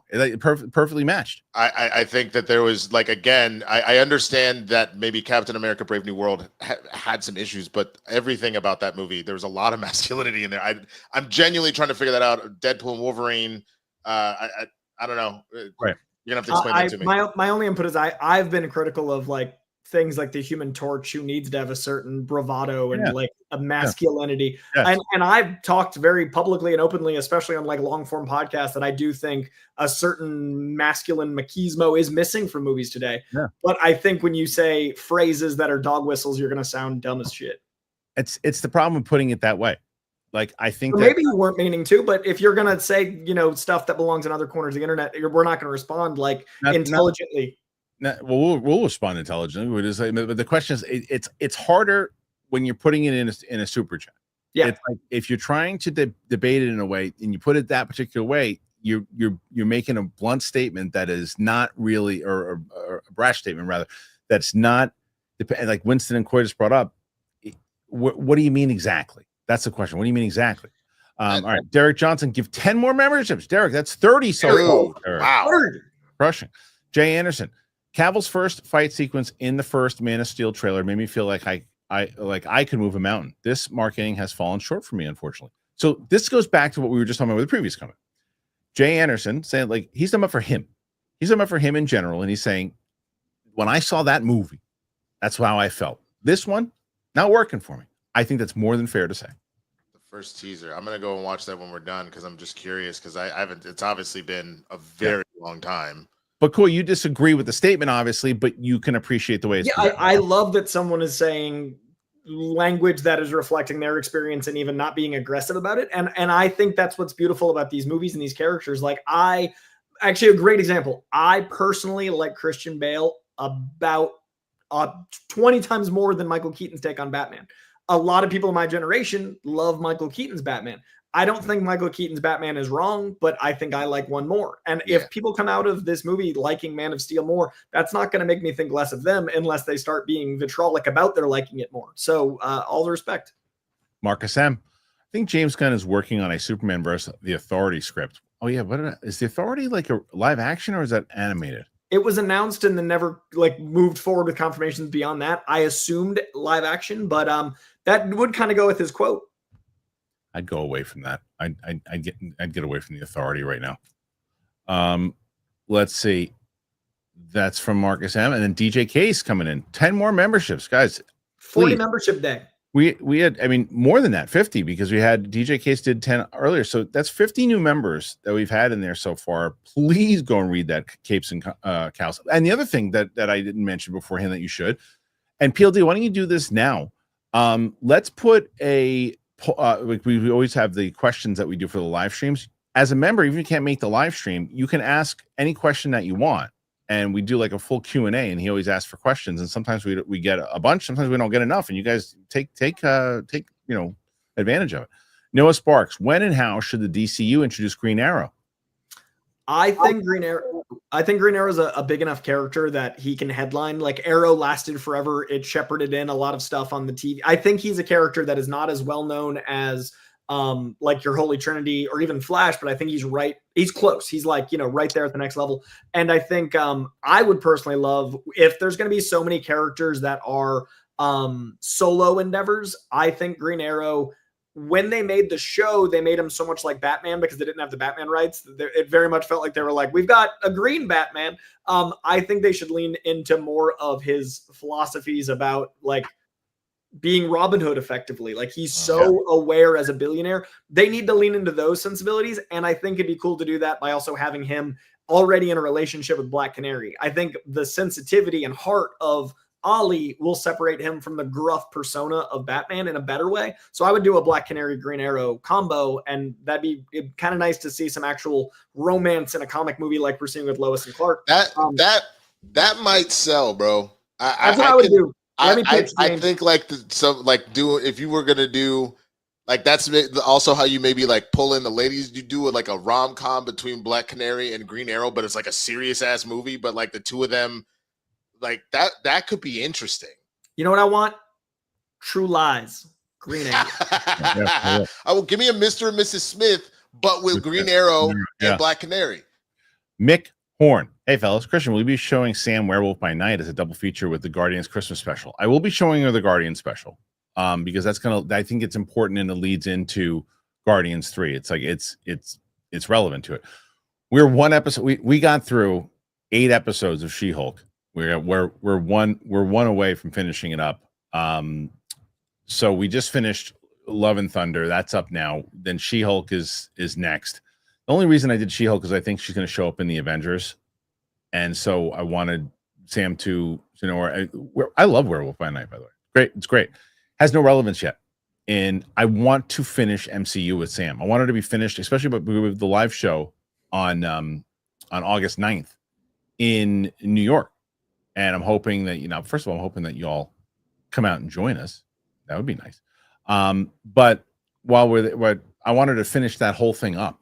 I wanted to be done with the series, the MCU. So by the time, and I just like, by the way, I will say this. She saw Daredevil in She-Hulk. She loves Daredevil. She's like, I said, everybody wants you to watch the Netflix series. She's like, let's watch it. And then I was like, we're going to be watching Daredevil for another 3 months. Is each? It's 13 episodes each season. I'm like, well, I want to get her to the X-Men movies. I want to get her to the Nolan movies. I want to get her to Lord of the Rings. If I watch Daredevil with her, which doesn't have any relevance to the MCU right now, it just doesn't work. And so the same way the Werewolf by Night, no. You could also do Werewolf at like Halloween at Christmas. Maybe. But that'd be fun to do as like a special. Yeah, and it's like, and it also again doesn't have any. We're not watching Echo. We're not watching Secret Invasion. No, we're not. Not watching Secret Wars. Maybe 2 good moments in all of Secret Invasion, and the rest of that is just not doing it. And only not watching Agatha because I watched it with Sadie already. We already did the reactions to it, so I've told her to watch that on her own. So yeah, go ahead. What number are we at? Currently at 91. 91 currently. All right, let's see. Guys, we're so close. What are we trying to get to? 10 what? 104. 13 to go, gang. Come on. Mick Horn. Winston, sending you an overdue welcome to the Valley. Are you digging it? Hey, thank you so much. I lived here for a long time. I lived here for 7 years. So it was just convincing my better half that, hey, it's not that bad, trust me. And so the real answer is she actually is very much loving it now. And she was skeptical at first, but she's fully into it. So I'm happy to be home, man. I love that. Okay, so next one is Tyler Pfeiffer. Manhunter is more Drew Holiday. It's more of a Drew Holiday. Clay Thompson. We'll call him a Clay Thompson. Space Jesus. Which actor do you think would fit in the DCU? That's tough. I mean, we both just. I mean, I keep saying the two, Arjona and Skonar. Those are the two that I keep mentioning. Boring answer, but it's but yeah. I mean, I think Audrey Arjona is so perfect for Wonder Woman. What do you think, Winston? You got anybody in particular? Specifically, I don't know. Paul Giamatti. I don't know. You know what I want to see in the DC? I'll give you a different answer. Right. I talk about him all the time whenever I fan cast. Jonathan Tucker, man, that dude needs to be like in movies, and I think he's got like a crazy superhero build. He's intense. I think for doing big, larger than life comic book movies, you need intense actors. Jonathan Tucker. John Boyega. There you go. Boyega would be good too. Boyega would be good. Mike Joyce, Marvel will be just fine if they remember low budgets are for everyone. I agree, Mike Joyce. That's true. Low budgets are for everyone. That's good. That's true. The amount of for everyone's that I got in the comments. bad StreamYards is for everybody. Someone said, "Space Jesus." Which actor? Did that one? I did that one too. Oh, yeah. No, it's another Space. No, that's a different one. It looks almost exactly the same. Come on, man. Space Jesus. Which actor could you see Batman in DCU? Same answer I give. You guys? Oh, you know what? The other one I give is Josh Hartnett. Josh Hartnett. Oh, that's fun. He's just a little bit older. That's the only problem. It depends on where they're going with it. If you're going for an older Batman, Josh Hartnett. If you're going for early 30s, mid 30s, Brendan Sklar. Older Batman, Jake Gyllenhaal. Younger, or Milo Ventimiglia. Older. Milo's good. Right? I see it. I see him mourning his parents. Younger, I don't know a lot of the next wave of like 20-somethings. Yeah, I know it's tough for it. Winston, you got anybody? I mean, it's not going to happen, but I still like Alan Richman. Yeah, I think he's too big. He's so big. He's huge. He's more absolute. Yeah, he's absolute Batman, and you tell that man is Bruce. You can have Batman be bigger than Superman. I mean, but that's part of why I almost think you can, is because the idea is just like, I'm a human. I'm doing everything in my power to keep up with you, bro. That's true. Mick Horn. Boy, beef jerky makes for a perfectly acceptable breakfast. Old DC Studios pod discussion. What's your favorite brand? Mine is People's Choice from LA. I get whatever flavor at Costco is new. Like I let Costco dictate my jerky habits. This is a running joke because everyone at DC thinks I'm crazy because we shoot early in the morning. And I always get there and I get a black coffee and 2 bags of jerky, and that's my breakfast. But I'm trying to lean out, so I need a high protein black coffee breakfast. But everyone thinks I'm insane because I'm just housing protein first thing in the morning. So thank you, Mick. I agree. Hey man, hard-boiled eggs, protein powder and or protein like bars and stuff. What, beef jerky, bro? Flesh. You just want heartburn is what you want. That's true. Joe for show. Seems like way down the pipeline, but do you guys have anyone in mind for the DCU Joker? Oh man, that's gonna take a while to get Joseph there. Gilgan. I don't know who that is. So you're telling me I need to go and find who is the current Heath Ledger right now, who's like flying under the radar. Yeah, I don't know. I want it to be somebody that we're not expecting. You know what I want out of the Joker this way is if you're going super comic with Superman, I also would love to see, for somehow the first time, we've never had a comic Joker live action. We've had Jack Nicholson as Jack Nicholson. We've had a punk rock Heath Ledger. We've had whatever Jared Leto was doing. We haven't really, like, you know what I mean? Like, I'd love to see a crown. You need a Mark Hamill is what you're saying? Yeah. You need Mark Hamill's voice as a person? Yeah, like Mark Hamill live action. Gregory Dopp, cheers, Winston, Coy, Christian. I'm for all ages, Marvel. What's that? Yeah. Let's see, next one. And again, you guys are showing up here today. Eric Slaby, it sucks that financially Thunderbolts didn't do well because I loved its tone and its characters. I hope they have a big role in the future. Well, I don't think that's going to change. I think they already shot a lot of this stuff already too. So I think they're still going to have a pretty big part. And to that point, whether or not they get a second movie is a different conversation, but they will definitely be around because I don't think anybody had any complaints that actually went to go see the movie. I think it just wasn't enough to move the needle to get more people to go. Right. Yeah, I think that's the issue. And I think they're going to do great in the movie as an ensemble, and we'll be excited to see them. He follows it up and says, since there will be a post-credit scene in Superman Per Gun, what's the chance that we see Batman Bruce in it or maybe mentioned? Be a hell of a movie ending. Mentioned in passing, I would say 15%. Seeing him in it, 2%. I think the only reference to Batman we're going to get is what Christian has alluded to a number of times. There will be a Wayne Enterprises. There will be a Bruce Wayne in like maybe Lois says something of like, or Perry is going over, hey, you could do this piece, you could do this piece, you could do this piece. You want to interview Bruce Wayne? He's a playboy. I don't want to talk to him. Like it's something like that. It will not be. No, here is Bruce. Yeah, I don't think we see the man. Someone in the chat said Bill Skarsgård Joker, and I think that's perfect. Ooh. Oh, well, what about the other Skarsgård? The guy who's been playing Bill? Is that wait? Bill's the skinny one. Bill is it. Bill is Crow. Yes. Alexander's jacked. Yeah. Bill would be perfect. It'd be great, and it's almost like stereotype at this point. It is almost like somehow typecasting to a level. The Crow may have been bad, this remake, but he's got that vibe. I would be here for it. I don't think anybody said that he was bad in that movie. Just that movie. No, it was just a bad movie. Parts on a platter. Map Maker Studio sending some love from Canada. You guys are the best. Thank you, Map Makers. Thank you. Really appreciate that. Right, Scott Horowitz. Due to the TV show, think Green Arrow is big enough to draw a headline. To headline a DCU show instead of Martian Manhunter. Oh, okay. I think Arrow's bigger than Martian Manhunter because of the show. Yeah, if Green Arrow was going to do a show, again, movie-wise, not for $100 million. I think there's something with a Mr. and Mrs. Smith, Black Canary, Green Arrow. It's a fun idea, and if it's a budget that's reasonable, if it's a budget, like $60 million, sure, why not? Yeah, no, I mean, I'm literally thinking both the Amazon show was great of Mr. and Mrs. Smith, but I'm thinking that Angelina Jolie, Brad Pitt, that was a great action movie, man. Tom Talks Films. I've never been a huge Superman fan. This later trailer got me hyped. More of a Spider-Man fan, but I'm rooting for this movie. Love those comments. Amazing. Yeah, I'm so glad it's reaching people that didn't think they liked Superman. Beagle Studios. I do agree with Coy on having Wally West be the DCU Flash. He's been getting a lot of love in the comics recently, so it makes sense. Plus, I can see Cameron Monaghan as Wally. How about you? Who can you see? I love Cameron Monaghan. He's a sweetheart. He loves the con circuit. I've interviewed him. I've hung out with him. He's a delight. He's a little like very intense focus. Like I see Wally as more playful.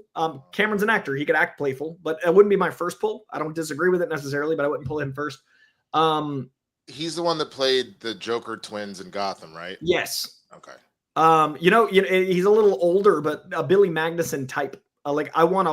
He's my booster, but like someone that's like a jester energy. Okay. No, dude, take him away from Booster. I know you want him for Booster. I forgot about Billy. Billy would be an amazing Joker. Yeah, he would. Oh, he would. Yeah, he'd be good. Corn Emperor couldn't finish History of the World Part 2. Bad. Well, there you go. Eric Slavey, Mel Brooks and Clint Eastwood will continue to defy time. DJ Case for some more support. Connor Mullis. Thoughts on tall trees? I think they're pretty neat. I mean, look, I forget where I was. I was in North Hollywood, like near the San Francisco area, which obviously the trees there are like Endor. That's where they shot Endor. It's great. I love big trees. Tall trees are neat. You're right. I like to just daydream on them. I agree, Connor. I'm with you. Deandra Mosley, what portrayal of Wonder Woman would you like to see in the DCU that's different from Gal Gadot? And which Wonder Woman comics could be used for inspiration? I think this Wonder Woman will need to feel like she's lived in our world a bit longer. Like, I liked the fish out of water take, but I think they're going to have to kind of establish a different one to make it feel different. And like a Wonder Woman's a little bit more established, maybe someone that's already like a little bit more versed. I do think all of the stuff from, Themyscira and everything's going to be important. I think they're going to go a little bit more like God, like from the clay origin, maybe like something that's going to feel a little bit more mythic because the comic energy of the universe. So that'd be the biggest change I'd see. Go ahead, Winston. I kind of want to see what the Wonder Woman that came out of the New 52, specifically what they did with the whole animated, the idea of her being like warrior first, and like really being battle hungry, and then that maybe even being an interesting balance with like Clark being not that they get together, he's obviously with Lois, but the idea of like being like, hey yo, like chill, like maybe rein it in just a little bit. I did that one already. Okay, so this is Spider Sensei 72 for Koi's House Fun. Also, just found the next image for my Spidey sleeve tattoo and made my appointment for July. There you go. Congratulations. We have a running thing on my page. I do weekly live streams, and every dollar goes to a house fund because it's so expensive to buy a house in LA or New York. So I'm saving. Thank you. Mike Choice. Kristian, did you say Steph has never seen Spaceballs? No. Well, I don't know if she's ever seen it. She might not have. But she didn't know about the announcement for part 2. Eric Slavey, why do you guys think we haven't got a great faithful Robin Hood adaptation since the Errol Flynn movie? Hey, when you discount that Disney movie, don't you discount Men in Tights? Men in Tights is my every version feels like it's been miscast or tried to make the story different and gritty. To me, I'm not even kidding. The Disney version is a great version. It's really good. Yeah, it's great. I love Carrie Elways as Robin Hood. I'm not kidding. Men in Tights is, you know what? It's my favorite Mel Brooks. You just activated a core memory because I've seen every Mel Brooks movie except for Blazing Saddles. Oh my god, dude! Yeah, Blazing Saddles. Hilarious. Yeah. I need to. I just reminded me that I need to watch Blazing. You should do a reaction to that one. Yeah, you should. Okay, make sure that's a thing, we should 100% do a reaction to it. It would probably crush. Oak City versus Pacers is peak ball. Shame views are low. Yeah, who cares? I couldn't give a shit. But apparently they are actually showing Fantastic Four ads in there a lot. Okay. Yeah. So Connor Mullis, now I'm eating Twizzlers. Yeah, baby. Enjoy. Connor Mullis is one of my favorite. Like the thoughts just come in and out, and I love the journey. It's like, what was it? Robert Smigel, or was it from the Saturday Night Live? The one from what is it? The Deep Thoughts with Jack Handy, right? Yeah. Jack Handy, that was the name. Yeah. Yep. Joey Pedra stopping by to say hi. Thank you, Joey. Always nice to see you. We got to be over 100 now with Joey.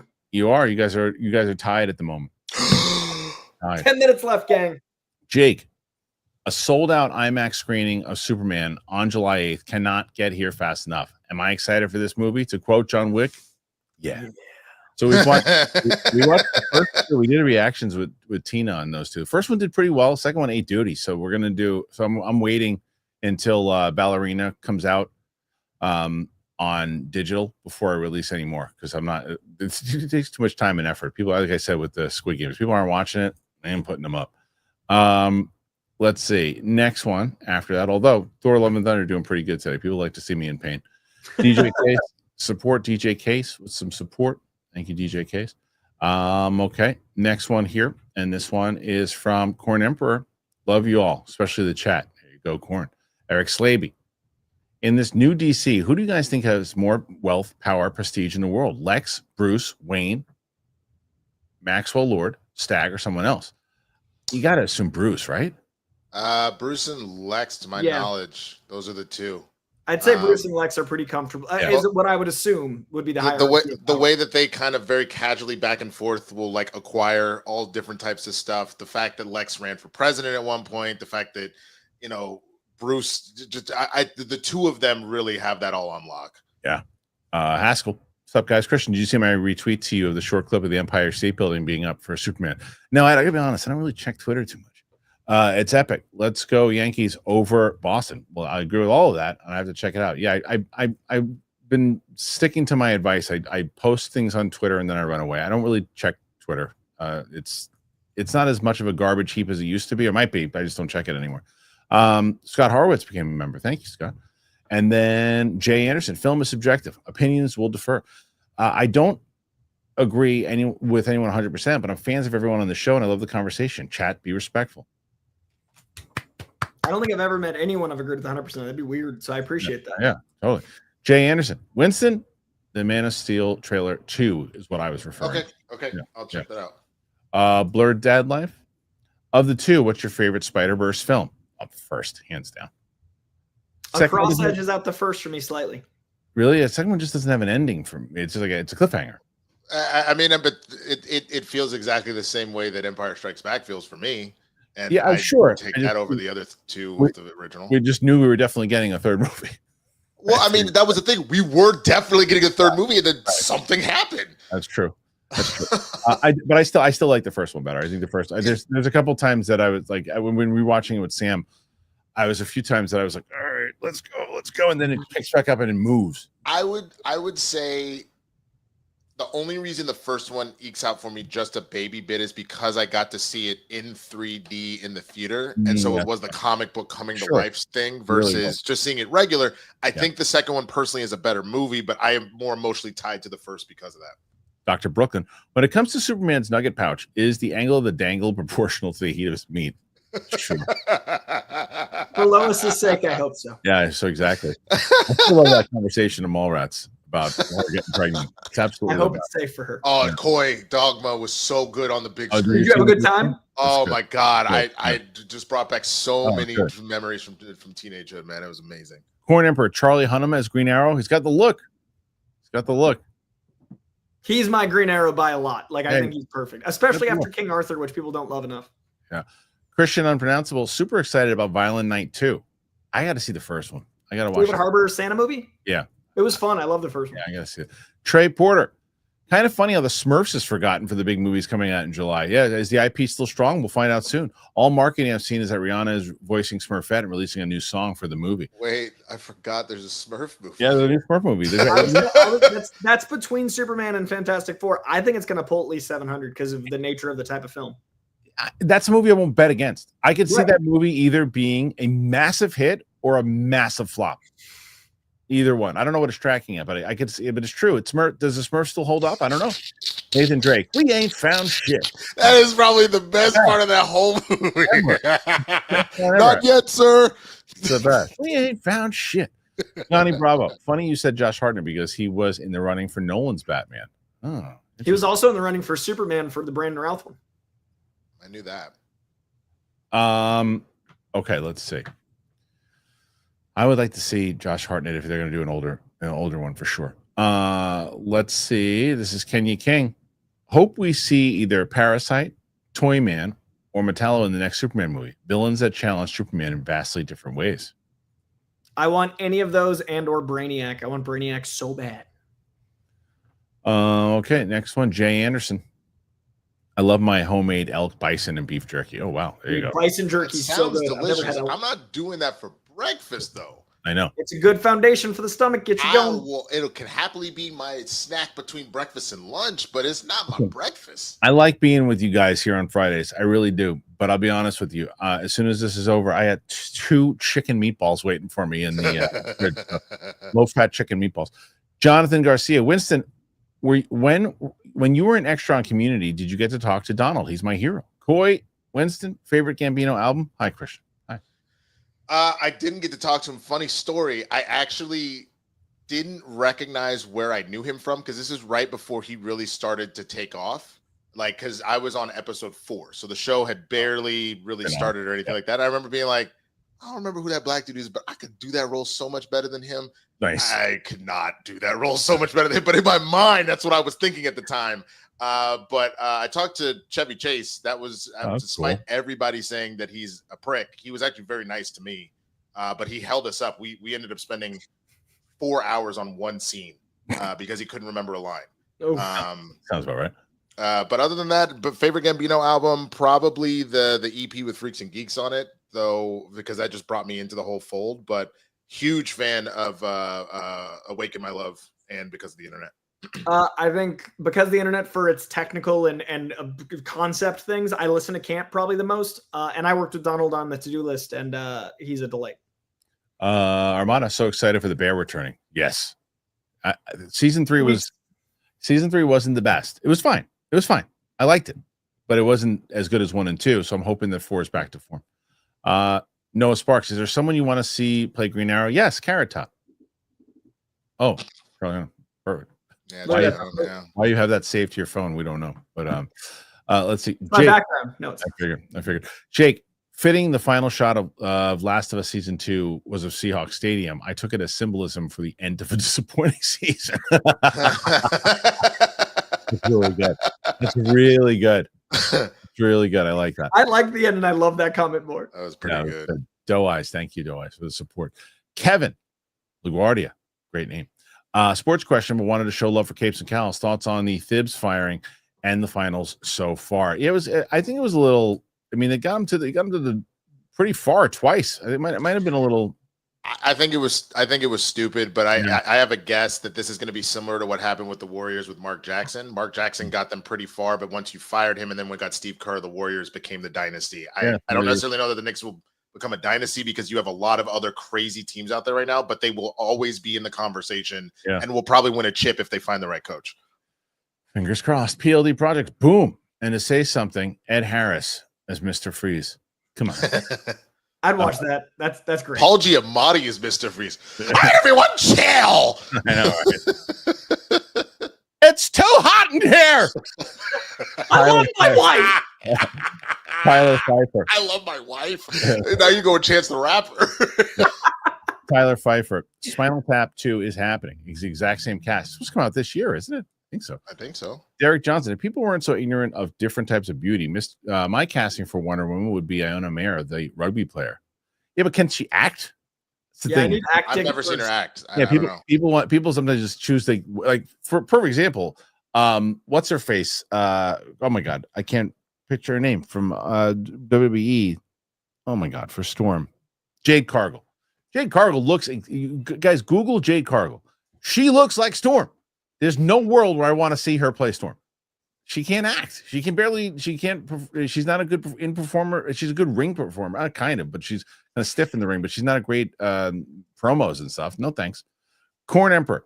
Winston, when are we watching Blazing Saddles? You got it. I'm telling you. Yeah, no, I mean, you get. It sounds like everybody is like gung ho about this, so I might need to fast track that. Your reaction to that would be, I would watch it immediately.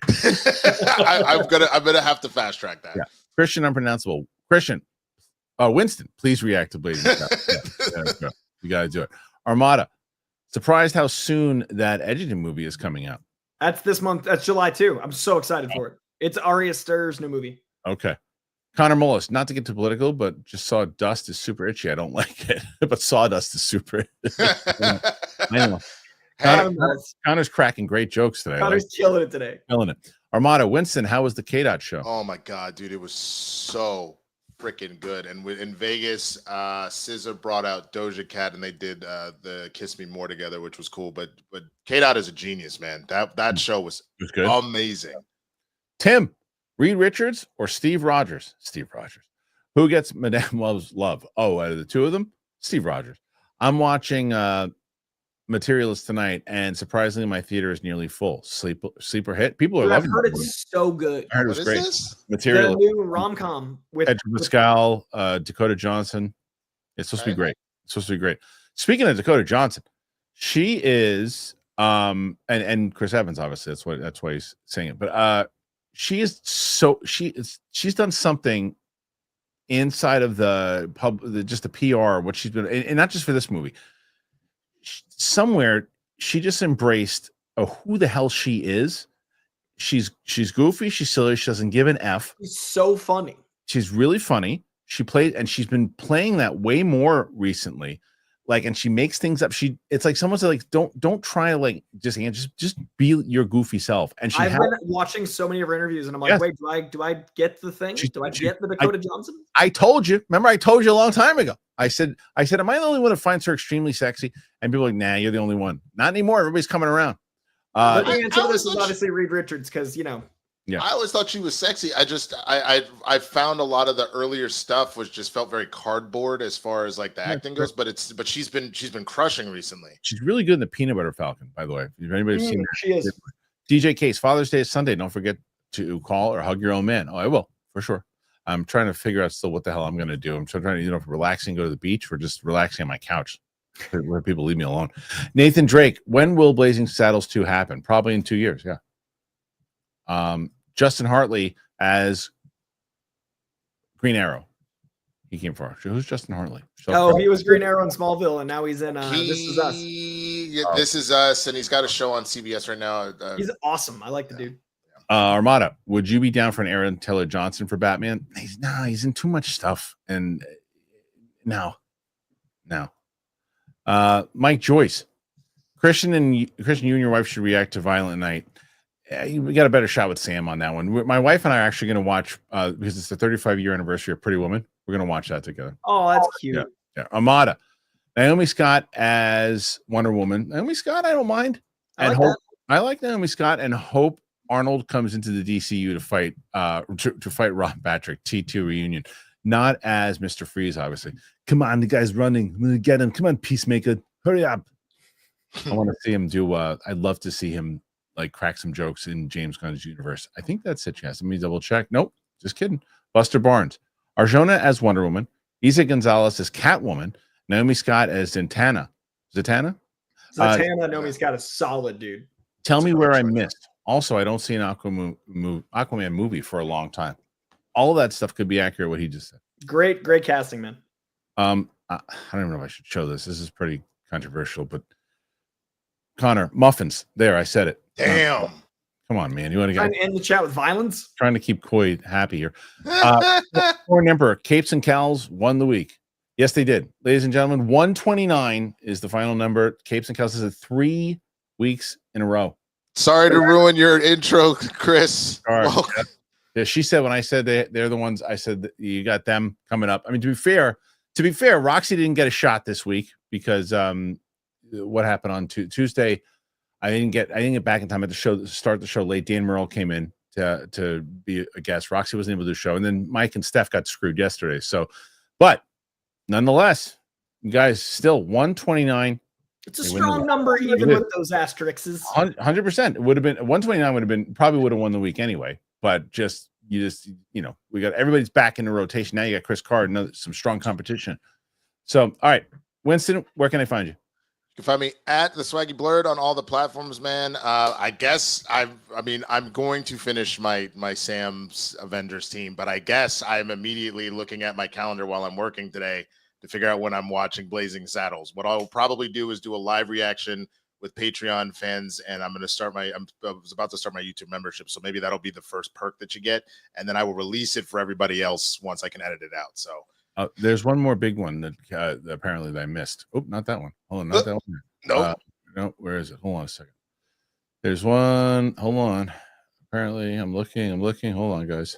Okay. Well, why, Coy? Why don't you tell them where to find you, and I'll find the other one. You can find me monthly at Koicast, a podcast I have on everywhere you stream your podcast that I always forget to plug. You can find me weekly on Patreon, where I review all the comics, not just my favorites, which is on my YouTube, but all the comics, as well as movies and TV shows I like over on patreon.com/KoiJonder. You can find me weekly on my page on YouTube, 2 to 3 videos a week. You can find me every other week at DC Studios Showcase, which is on HBO Max and Max's YouTube. You can find me every 4 weeks on DC High Volume, which is my Batman-centric talk show, talking to people, adapting those comics into a glorious radio play. And you can find me all the time at Real Rejects, and right here I found it. DJ Case with a very generous. Whoa. So you guys talk about the average movie going audience when it comes to comic book films. I use my father as barometer to that audience. His biggest complaint to Cap 4 was no super soldier serum. You think that might be a misstep by Marvel? Yes, I do. I think I get it. It's the point. I get it. It's a bad point. He should take the serum. When he's fighting the I don't care what kind of shield he has. When he's fighting the Red Hulk with a shield and he's getting hit and he's not. I don't believe it. We get crushed. It was a hard, we would talk about magic beans. Like some of my friends, you can get one magic bean in a movie. It felt like too big of a magic bean for us to make the plot work. Yeah, it really did. Winston, you agree with that? Yeah, even though that there's the purist in me of like there's something very interesting about Sam holding the mantle down without taking the serum. I'm actually randomly on a whim decided to rewatch The Falcon and the Winter Soldier right now, and there is something slightly missing, and especially when you were throwing fisticuffs with the Hulk. Like, yeah, it worked in the show because it was Zemo. It didn't work against Harrison Hulk. Right. No. DJ Case, did you make a big donation? Nope, we just got it. Thank you so much, Thank DJ. you, DJ. PLD still beat Roca. That's the most important. Armada muffins like mustard. They're not letting you go, guys. They're letting you smash the week this week. Mild mannered comic nerd, you okay, baby? I swear I heard Mike's internet troll laughing at you yesterday. At the end, love you guys.